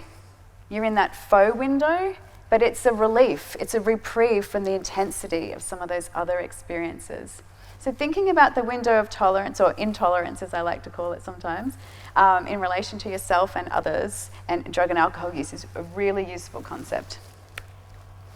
This is a great infographic, and when I send out the slides, you can see we're using the window of tolerance within that hypoarousal and using that polyvagal theory to bring some of that together. So, well, no one's permanently in that state, right? Because we're moving in and out of that all the time, thankfully. I think what you're saying is that hyper-aroused state that's really, really stressful, right? That it can only be tolerated for so long, right? And then it has to drop into a hypoarousal at some point if that sympathetic is sustained. Yep. And then you can discharge some of that from any of those spaces, sympathetic or parasympathetic. There will always be sympathetic charge to get to that hyperaroused state. So you must go through a fight-flight mechanism to reach the freeze, which is still hyperaroused, yeah, on the inside, hypo on the outside, or to get to the freeze or the flop. And then to come out of that, you have to go through the sympathetic, yeah. So just because we're not witnessing the hyperaroused state doesn't mean it's not happening. Yeah. It may not be happening, but with most drug and alcohol clients, it's happening. Yeah, yeah. I obviously wouldn't. And you may see some clients start to dissociate in front of you, and it's really subtle. I'll try and do it with my face. Makes me laugh. Hang on, gotta be serious. Okay, so they're engaged, they're talking, and then they go. See that like glaze? Does that make sense? I'm trying to make it more obvious. So they might glaze and slacken, and you could almost go like that in front of them. It's just, it can be a moment, and then they blink and they're back. Yeah, so those are moments of dissociation. Most drug and alcohol clients have got a strong dissociative pattern. What you'll do, I'll explain the activity before everyone talks. You get into a pair, if there's a pair possible in the room, and I just want one person to talk about a non-triggering experience. Please don't start talking about your developmental trauma or anything like that. So just a one thing that elicited a fight response or a flight, something like that, yeah? So you either got really angry or really, really stressed, and I want you to talk about it, and the other person is going to feed back what they see. Oh, you're doing that thing where your shoulders go up. Oh, I can see your hands going like that. Or I can see like you doing this. Like, we'll just take a couple of minutes and then swap, because it's really important to kind of be able to track your own physiology, your own experience of your nervous system. Makes you better practitioners, because when you can track your own physiology, you can then track someone else's a lot better. We'll just give it a go for 5, and then we'll go into the drug and alcohol stuff, okay?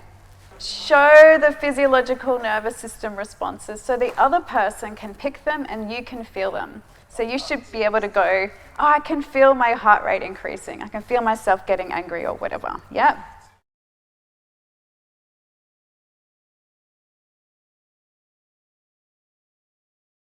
With that experience with a client, right, where a client's telling you something terrible, right, but they're not showing anything, a good practitioner would pick up the incongruence, right, and they would say something like, well, you know, I'm hearing this really terrible story, but I'm not seeing anything in your expression. It seems really incongruent what's happening in your body versus the story that you're telling me.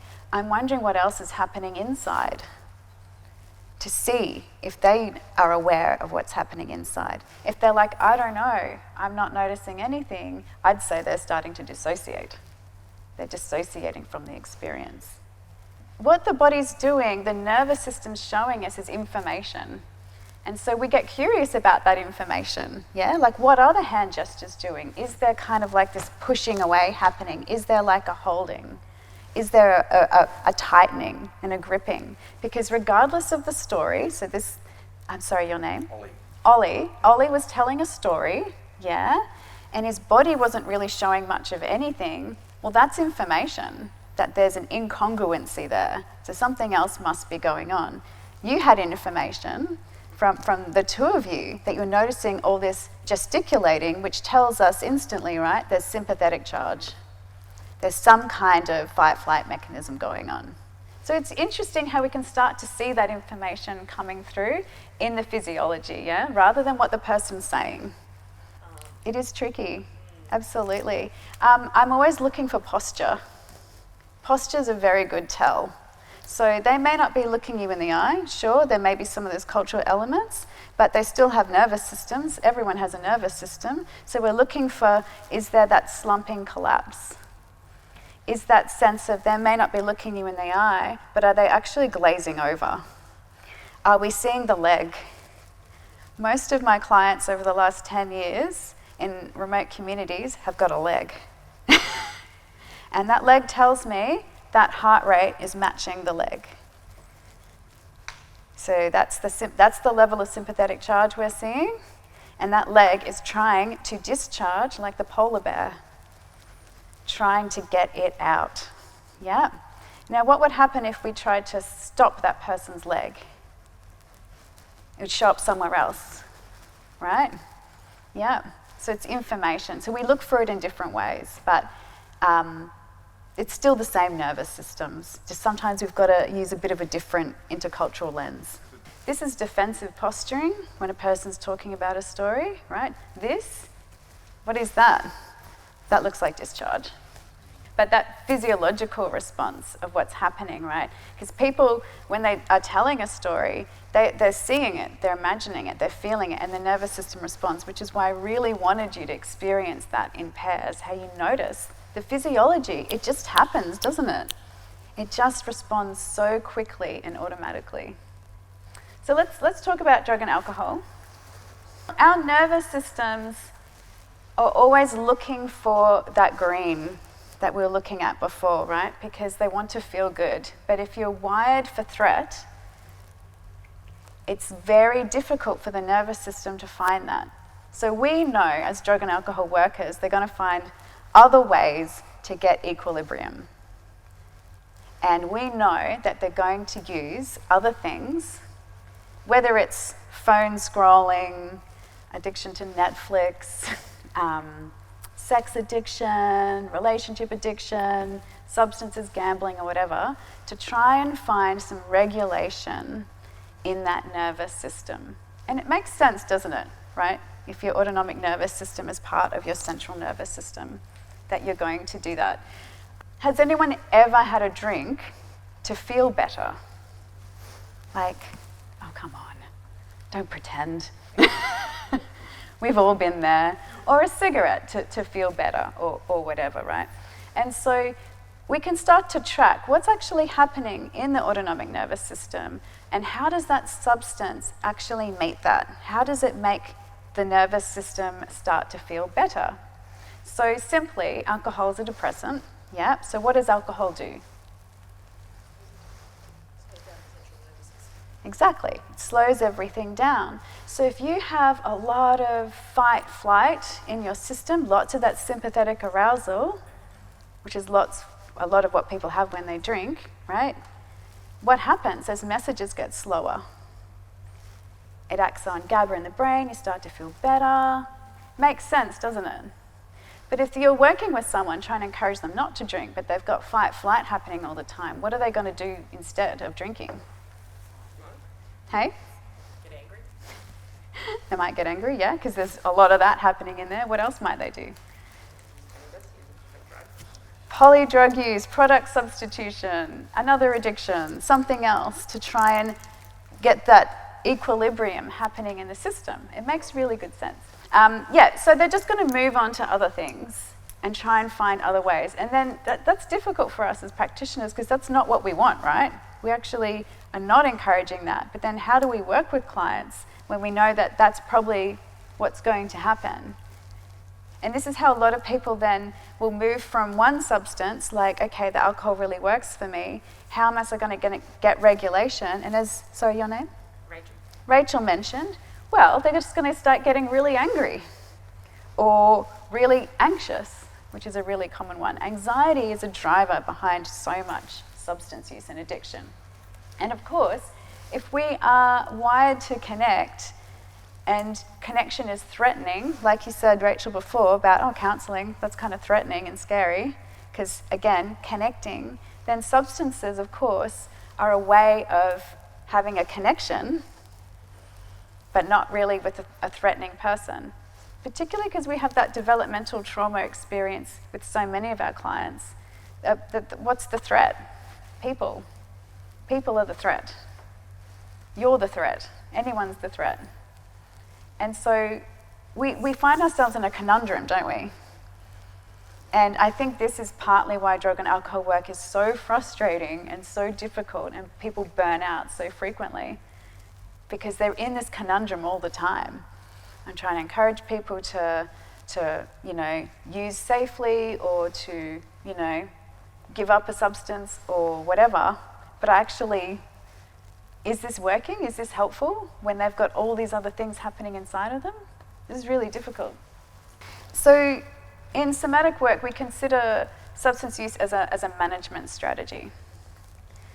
It's a way of managing what's happening in the autonomic nervous system. And as we manage what's happening, we then find that dysregulation gets easier, better, and the window of tolerance is accessible again. Yeah? So if I use ganja, I can find my window of tolerance. If I don't have ganja, what happens? What's going to give me that same feeling? What's going to give me that nice ventral vagal state? Because that anhedonia that a lot of people are describing is a state of depression and numbness and being in freeze.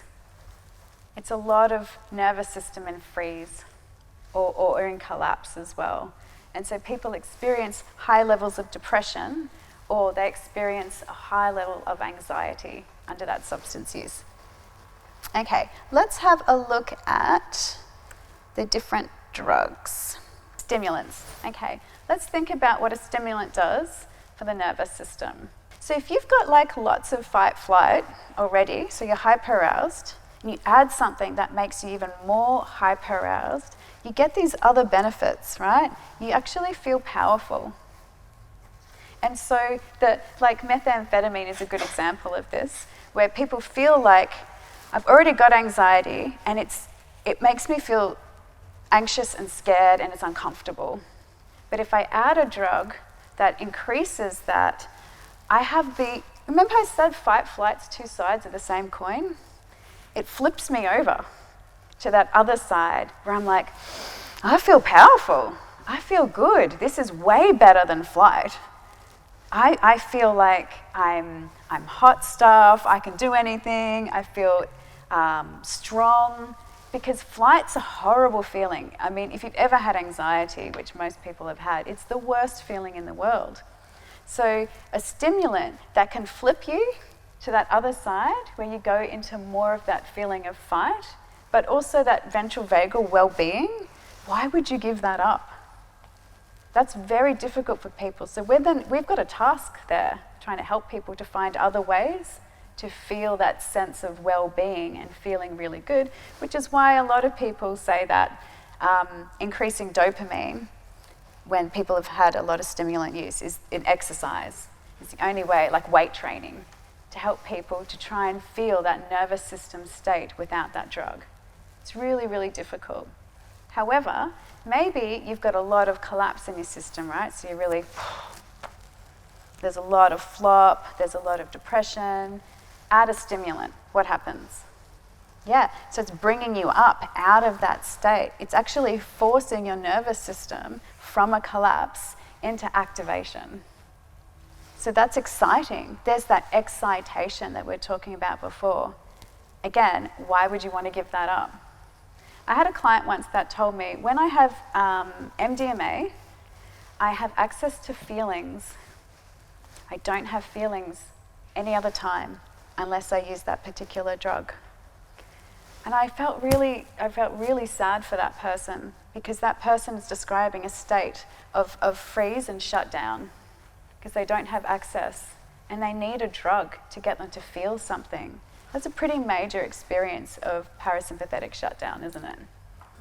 And so we start to get a picture of why they're using a drug, not just because of what happened to them or the story that they're giving us. We start to get an understanding of the physiological responses happening in their system. Let's choose another drug. Opioids, right? The dreamlike state. Analgesia. Most people find these very enjoyable drugs, depending on the type of the drug. Where would opioids fit? If you think about fight, flight, freeze, flop. It's the flop, right? Have you ever seen someone on the nod? Does anyone remember the heroin epidemic of the 90s? God, what a time to be alive. There were so many people using heroin at that time in Australia. It was not uncommon to see a person with the needle still in their arm, but they were actually just heavily on the nod, yeah? And when they're on the nod, right, they go into that kind of state. Is this familiar to people when they've seen that? Like maybe you've seen Train Spotting or whatever. And so what do we know about the nervous system when it's in that state? It's a shutdown, right?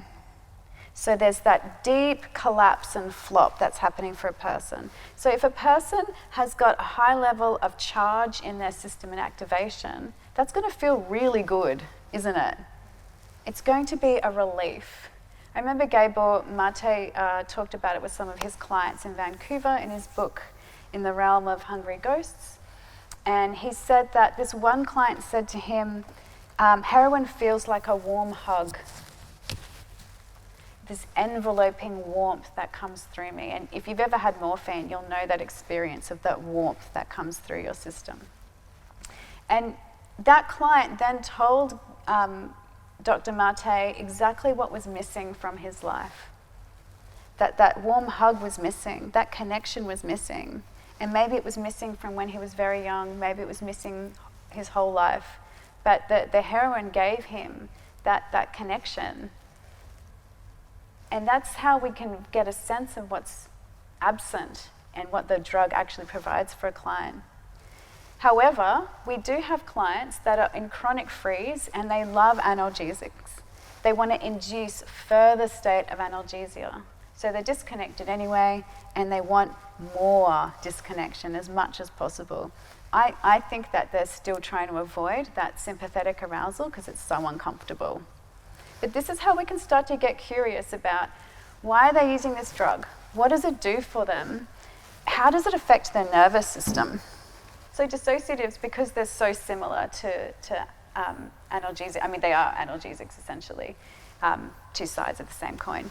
The ketamine use, of course, induces more of that relief from sympathetic charge so that people can experience a sense of that rest and digest, right? It's not ventral vagal. There's no social engagement happening, but they get the rest and digest that they need.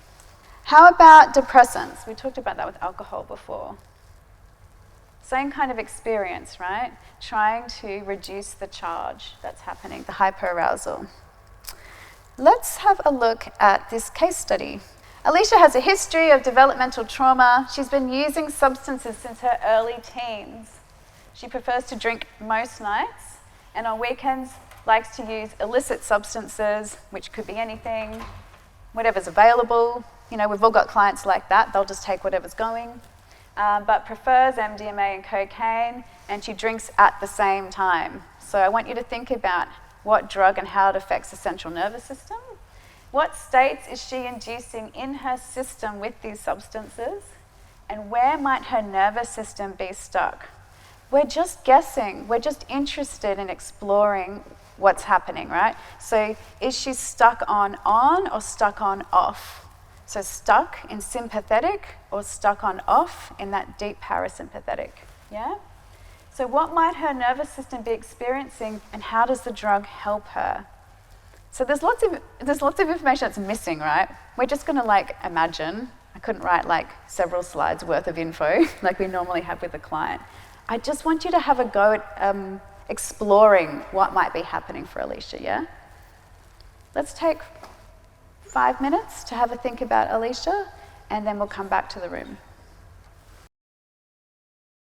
So let's just have a chat about Alicia. She's got a bit going on. So what state is she inducing in her nervous system with these substances? Let's start with the drinking. Yes, okay. So the feedback in the front of the room is that she's trying to reduce some hyperarousal with her drinking. Yeah. So she's probably, let's imagine, I mean I wrote the case study, but let's imagine that she's got a lot of stress during the week. Maybe she works, and she's really, really exhausted. And then when she comes home, she wants to reduce the hyperarousal and probably induce some hypoarousal. Yeah? Makes sense, doesn't it? Yep. What about what's happening on the weekend? So Alicia on the weekend is trying to get more connection, yeah, and she's trying to get more of that ventral vagal green state, yeah, of feeling connected to people, but also stimulated, because during the week she's got all this hyperarousal, but it's not enjoyable. She needs to bring herself down at nighttime. But on the weekend, because she's probably got a lot of collapse happening at night, she wants to be brought back up again. and she wants to feel excitation. She wants to feel connected. She wants to feel good. It makes good sense. She also drinks at the same time, which means she's probably not really experiencing much of the effects of the drinking, but it may help to moderate how much it peaks, right? Because it's a depressant. So where do you think her nervous system is stuck? Everyone's going to be right. Because she's stuck on and she's stuck on off. And she's oscillating between the two. So she's likely stuck on when she's at work, because she's probably outside her window of tolerance. So there's a lot of stuck on during the week, yeah? And then she gets stuck on off probably on the weekend and after hours. She's trying to bring herself out of that as much as she can through that social engagement, yeah? See, this is the thing, right? It's not like there's just one really clear answer with some of the stuff, because we need more information, we need to get to know that person better. It's just about exploring, how does this work, yeah? What might her autonomic nervous system be experiencing, and how do the drugs help her? So, lots of hyperarousal during the week. How do you get to sleep? I've got so many clients with problems with sleep. They can't settle. Their heart rate's still quite high. There's lots of rumination, cycling around and around. Alcohol technically doesn't help you sleep. It shouldn't. But for lots of people, it's the thing that helps them to relax enough because it's a depressant. So they can get that sleep back. And then they're going to start the next day all over again. Back outside the window of tolerance, back into hyperarousal states. Then I need to induce hypoarousal when I get home just to feel like I can function to get through the next day. She's got a developmental trauma history, so this pattern will be very familiar to her. It'll be a pattern that she's had since she was very small, because with developmental trauma, there will be a nervous system pattern that just goes around and around and around. That's how the nervous system builds, and it builds around that pattern, yeah? That's why they're so hard to work with, because the pattern is so lifelong and entrenched, yeah? Once you start to learn the pattern of the person, you'll get much more understanding about how you can work with them. Let's look at Brett. Okay, Brett is a long-term cannabis smoker. He's been smoking since he was 15. Now he's in his 50s. We've all met a Brett, I'm sure of it. His partner and children don't like the way he behaves when he's stoned, mostly because he's not very present. We all know these characters. He's not available emotionally. He's always just kind of glazed over and not very engaged with his family. He had a difficult upbringing, so of course cue developmental trauma. Father was a heavy drinker. So if a father's a heavy drinker, what does that mean? Misattunement. Wouldn't have been very present, very unavailable, lack of connection, yep. Would have been very lonely, and also used to be violent at home, great. So if you've got a violent father at home, you'll have lots of sympathetic charge, yep. Lots of states of fight, flight, right? Immobilized in the system, lots of fight because you're actually really angry that your father's such an asshole. Right? And lots of flight because you're scared of the person. But there'll also be cycles of freeze happening too, because when you're scared of someone and you're a little kid, what do? Kids don't have many options. Kids mostly just freeze. Yeah? Okay. So Brett's mother was emotionally absent much of the time. Warning, misattunement. Yeah, what a lonely child Brett must have been. Never protected herself or the children. She would have had a nervous system that was all over the place as well. And then Brett doesn't see how his cannabis use is actually a problem. Well, it's because it's working for him, but he's actually perpetuating a very similar pattern and cycle in the family, which again is about misattunement, not being present, and only regulating yourself. Remember we talked about how important co-regulation is? Is Brett's father co-regulating him? Definitely not. Is his mother? Absolutely not. So the only regulation he can achieve is his own. It's pretty hard to co-regulate with your family and your kids and your friends if you can't even do yourself, yeah? So let's have a look at Brett. Have a chat in your groups and see what you think.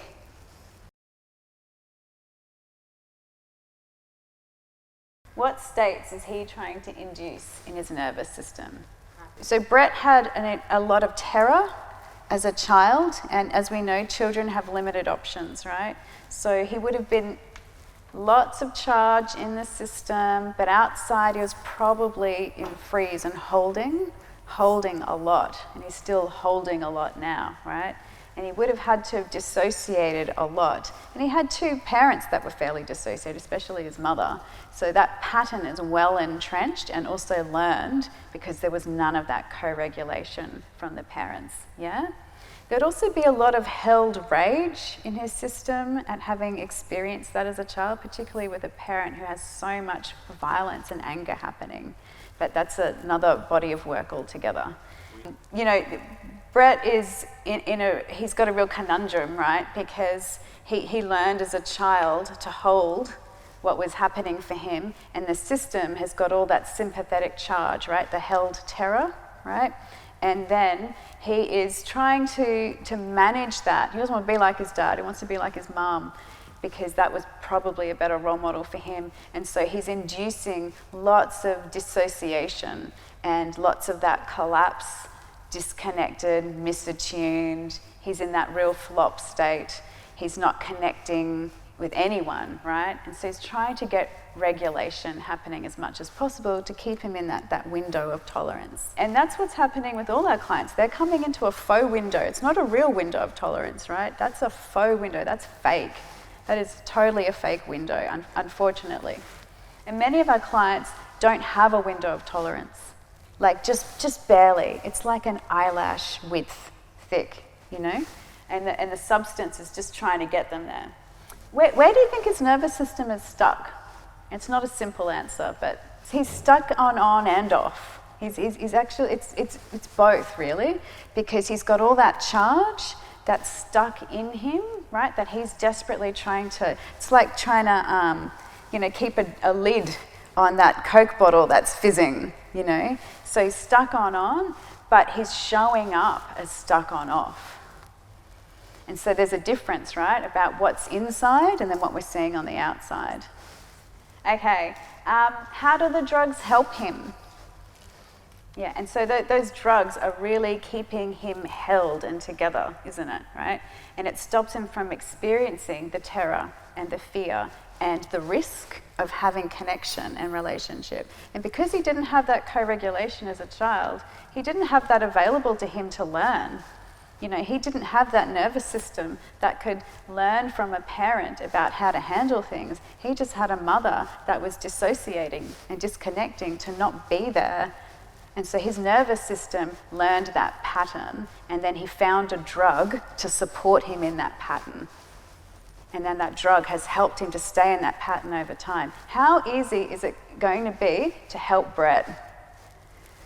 It's going to be hard. He's either going to be a client that shows up once, or he's the client that is with you for a long time, because this is long-term work, someone like Brett. And this is what's so hard about working in drug and alcohol, because so many of our clients are just like this. These are the hardest of the hard people to work with. So, it's about, the neural pathway building in the brain, right? We're working with clients where we're trying to build new neural pathways by giving them new experiences of having safer relationships, or being able to have relationships of safety, as we call them, through connection. And we're trying to help them to develop different ways of coping that don't involve using a substance. That's a lot of neural pathway development. For a lot of people like Brett, they hadn't had it. They just don't even have it. So when I've worked out in remote communities, I've talked about, there's a big difference between walking down that track down to the beach that's well worn, everyone knows that track, and then that track that hardly anyone ever walks down, and it's covered in, logs and grass and sticks, and the only way we can actually make that track like the other track is if we walk it together. Together we can do that. We can make the track, stronger, bigger, better. And if you've never had it, and you throw other things in there, like that pre-perinatal trauma, FASD, things like that, this is really tough, and we've got to keep ourselves going through that. That's also hard. That's a whole other workshop. But let's talk a bit about attachment theory. Okay, just quickly, attachment is a theory. It's an excellent theory. We've seen it play out for over 60 years now, the development of attachment theory. And what you really just need to, of course, understand is that secure attachment is the thing everyone wants and everyone ideally would have. But over time, research has shown that there are fewer and fewer people with secure attachment, which is really, really sad. And there's many reasons they're suggesting for that. It could be like more people working longer hours, more time in daycare, technology replacing people, relationships not being sustained in meaningful ways or in extended family groups as much. So there's lots of different things, but it's really unfortunate. And we don't have clients who are securely attached. We have to be the ones who are secure. That's pretty hard because many of us aren't securely attached either. So that's a real challenge in itself. Gee, our jobs are hard. Everyone want to go home? But what we find, right, around attachment is those insecure subtypes that are showing up in our rooms. So anxious, avoidant, and disorganized, if we're just to simplify them as much as possible. Those subtypes are really hard to engage, and those subtypes are connecting with substances in replacement of people, essentially.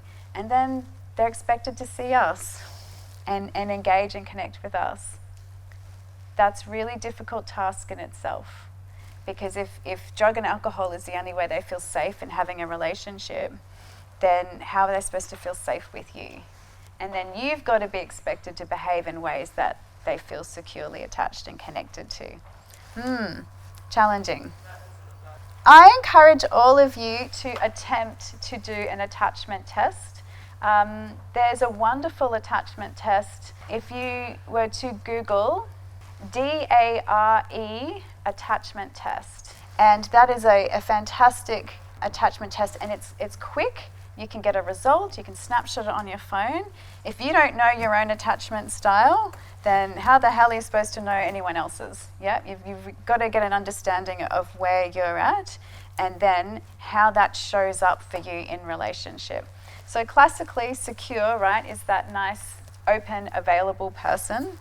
Secure looks like having good boundaries, lots of follow through, consistency, and stability. But those insecure subtypes, and they can show up in lots of different ways. So avoidant is a really challenging attachment style. And avoidant looks like getting safety through not connecting with people. So people have been the threat in the past, in their formative years. So they often show up in substance use because the substance makes a great replacement for a person. They tend to like animals more than people, and they're actually a really high level of them in the dating pool. Isn't that wonderful? Because they can't sustain relationships. And avoidant attachment, they can't hold those secure attachment foundations. They can't hold it, right? And avoidant shows up in lots of ways in therapeutic sessions or with workers by not showing up. So they'll avoid seeing you regardless of consequences. And then when they do, they'll avoid having much eye contact with you. And then they'll avoid any difficult topics. And then they'll avoid having any kind of connection. Does this sound familiar? Yep. Really, really difficult people to connect with. But what's really sad about avoidant attachment is that their deep fear is of abandonment. And so they were taught as children that people are a threat and to not show emotions, because emotions are a weakness. So everything is held within and they don't want to be abandoned. And so to make sure they're never abandoned, they never actually connect. It's a very painful experience. And avoidant attachment, of course, means that if they're using a substance to maintain that state, how easy is it going to be to help them to make a change? They're using substances to bring them right out of that flight response to get that, as Peter said, that homeostasis, right? That sense of rest and digest. And the anxiety propels them forward to try and use those drugs like analgesics, cannabis, things like that, to bring them down as much as possible, because they need to feel a sense of relaxation so they can connect with people, because they desperately want to be connected. Yeah? We need to consider that the last type is disorganized, which I call the party pack, which is like a bit of both. And disorganized, if you've had developmental trauma, you will have some disorganized attachment, absolutely, unless you've earned secure as an adult to try and overcome that. That's really challenging, and again, they show up a lot in the drug and alcohol space. We need to be as consistent and stable and follow through as much as possible to model secure attachment for clients. If we can't model secure attachment, they can't build secure attachment in themselves. So essentially, you've got to be that securely attached person who's stable, who follows through, has good boundaries, and you're really, really consistent. You do what you say you're going to do, and then the client hopefully can start to build some of that from you through that modeling. If you can't do that, then it's going to be a real task for both of you, and it's probably going to struggle to be able to do any of this work yourself. 80% of mistreated children develop these insecure attachment patterns, and it makes good sense, right? Because if we have developmental trauma and people are a threat, then we're going to experience that for ourselves. This is a really poignant quote. The level of attention that a child has to give to scanning the environment, hyperarousal, rather than developing a sense of self, is really, really quite damaging for a child that then grows up into an adult. So if things are not safe at home, it's hard to develop a sense of self, because your focus is always outside of you instead of inside of you. So that hyperarousal of always looking, scanning, checking, children who are in secure environments aren't doing that. What they're doing is developing an internal state, an internal sense of self. They're building a little person in there. So then when we have that secure attachment to people and people aren't a threat, you also know who you are. If you don't have that as you grow up into an adult, you're going to continue to have insecure attachment patterns, difficult relationships, and you'll likely heavily lean on substances to provide you with regulation and connection, because that hyperarousal is right up there, right? The scanning continues. So children, of course, have no other option. And so when they're building their nervous system, again, they have no other option available to them. And we understand that, of course, but that's why we have to co-regulate, right? We need to bring them into the room as much as possible in that green ventral vagal state to do any work with them. Because if a client is hyper-aroused, can we work with them? It's hard work. Constantly trying to bring them back to regulation. If they're actually dissociated, you know, if they're in flop, they're not there. This is a lot of our clients. Again, we've got to try and get them back to regulation. And then lots of people say to me, well, how do we get them regulated? Well, that's like years of study. But there are things that you can do. Regulate, relate, and reason. And some people say repair. So one of the first things we need to do with clients in order to get them into that space of being able to be regulated, right, is to regulate with them. You know, the leg's going, we notice the leg, and we try to support them to feel a bit safer. And we can do that through having safer environments. So if there's lots of noise and lots of things happening in a space, what's that going to do? Triggers hyperarousal, yeah? It's too much for people. So we need soothing environments that feel comfortable and safe.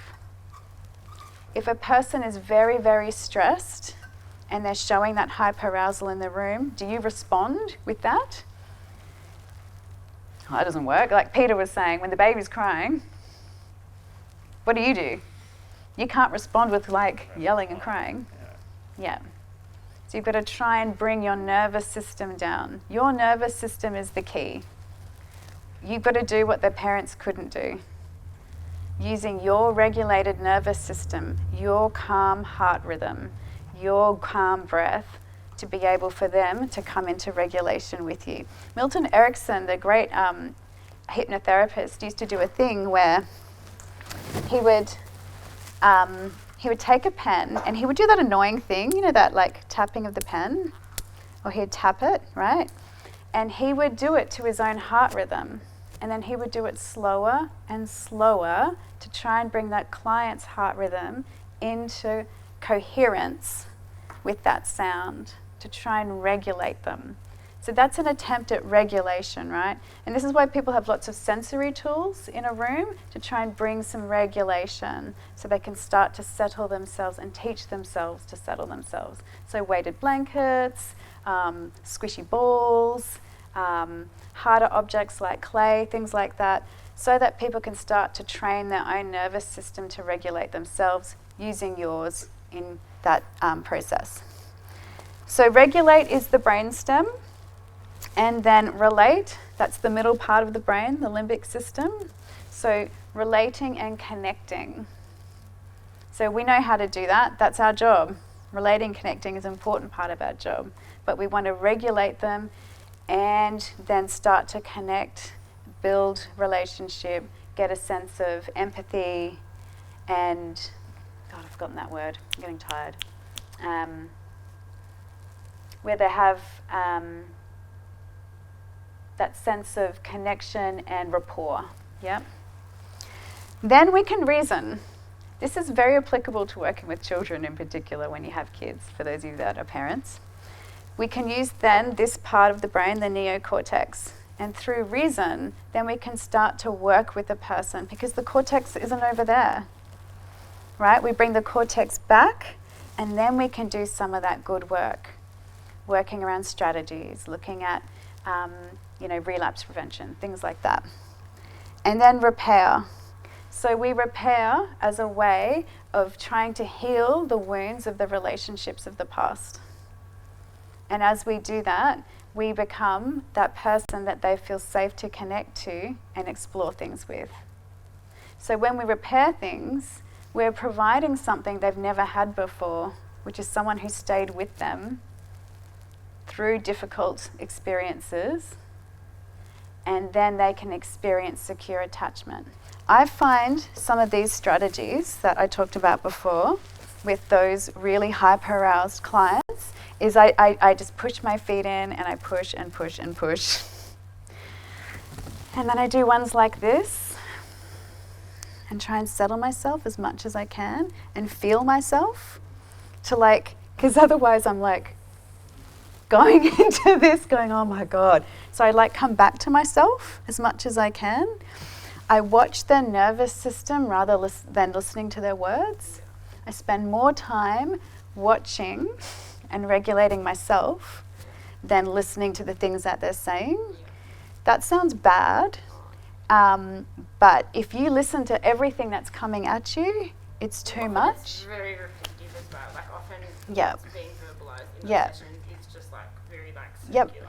So yep. Yep. And as they spiral out, I say things like, and let's just come back to the room. And let's just come back to you and being here with me right now. And as we're here in this room, I get them to orient. What do you notice? What do you see in this space right now? Because we're not helping them by letting them keep talking and speaking. We have to stop that nervous system pattern and start a new one of bringing them back into themselves in the space. Because they have lots of hyperarousal, they don't often want to do that, so it's a little bit of work, but it's better for you and for them to keep bringing them back. And just then you say things like, oh, what's it like to be here right now with me? Out of the story, back into the present. What do you notice as you look around the room? Is there anything that catches your eye that you like the look of, that draws your attention, and you bring them back? These sound like really silly things to do, but they're highly effective at bringing, and they start to then do it for themselves as you model and mimic that over time. They will start to eventually be able to do it for themselves. Yep. I get them to push their feet into the floor. I get them to notice their breath As you're saying all of that, you know, I'm noticing that like it's quite hard to catch a breath. Are you noticing that? Yeah, what's that like? Is your breath like really stuck here? Let's see if we can just try and, you know, be back and present in this space, and then like just squeezing your legs. Some people hate touching themselves, which is a tricky one, but you get them to squeeze something else. Just keep bringing them back. Don't let the story go too far. And I know they're just repeating themselves anyway. It's less exhausting. If you can try and stick with those 3 R's and use some of those strategies with a client, just give it a go. See what happens. Pete just said that he feels like recognize would be is a missing R in this, so you can tell Dan Siegel yourself. But recognize is a really great starting point. So recognize first you and how your nervous system is. Regulate yourself. Recognize the client. Support regulating them. Then connect and relate. Then move into, right, so bottom up, right, go to the cortex and go into that state of working together and reasoning and then trying to repair what was missing. You're that person. For better or for worse, you're the person that is there for them so that they can actually start to repair what they didn't get in their formative years. And then over time, I've had very successful outcomes in drug and alcohol with clients that have had extreme developmental trauma, and they've been using substances since they were very young, and I've taught them how to regulate themselves, and you know, they relapse, they come back, they relapse, they come back, but I've had long-term really good outcomes with clients around that. And maybe one day we do a workshop where I can talk more about how to do that. I'd be happy to do that. Anyway, we'll leave it there. So thanks everyone for your great participation, and it's a pleasure to be in the room with so many clinicians and AOD workers. It's really hard yards. I've been doing it for over a decade. Well done, and thanks for coming along.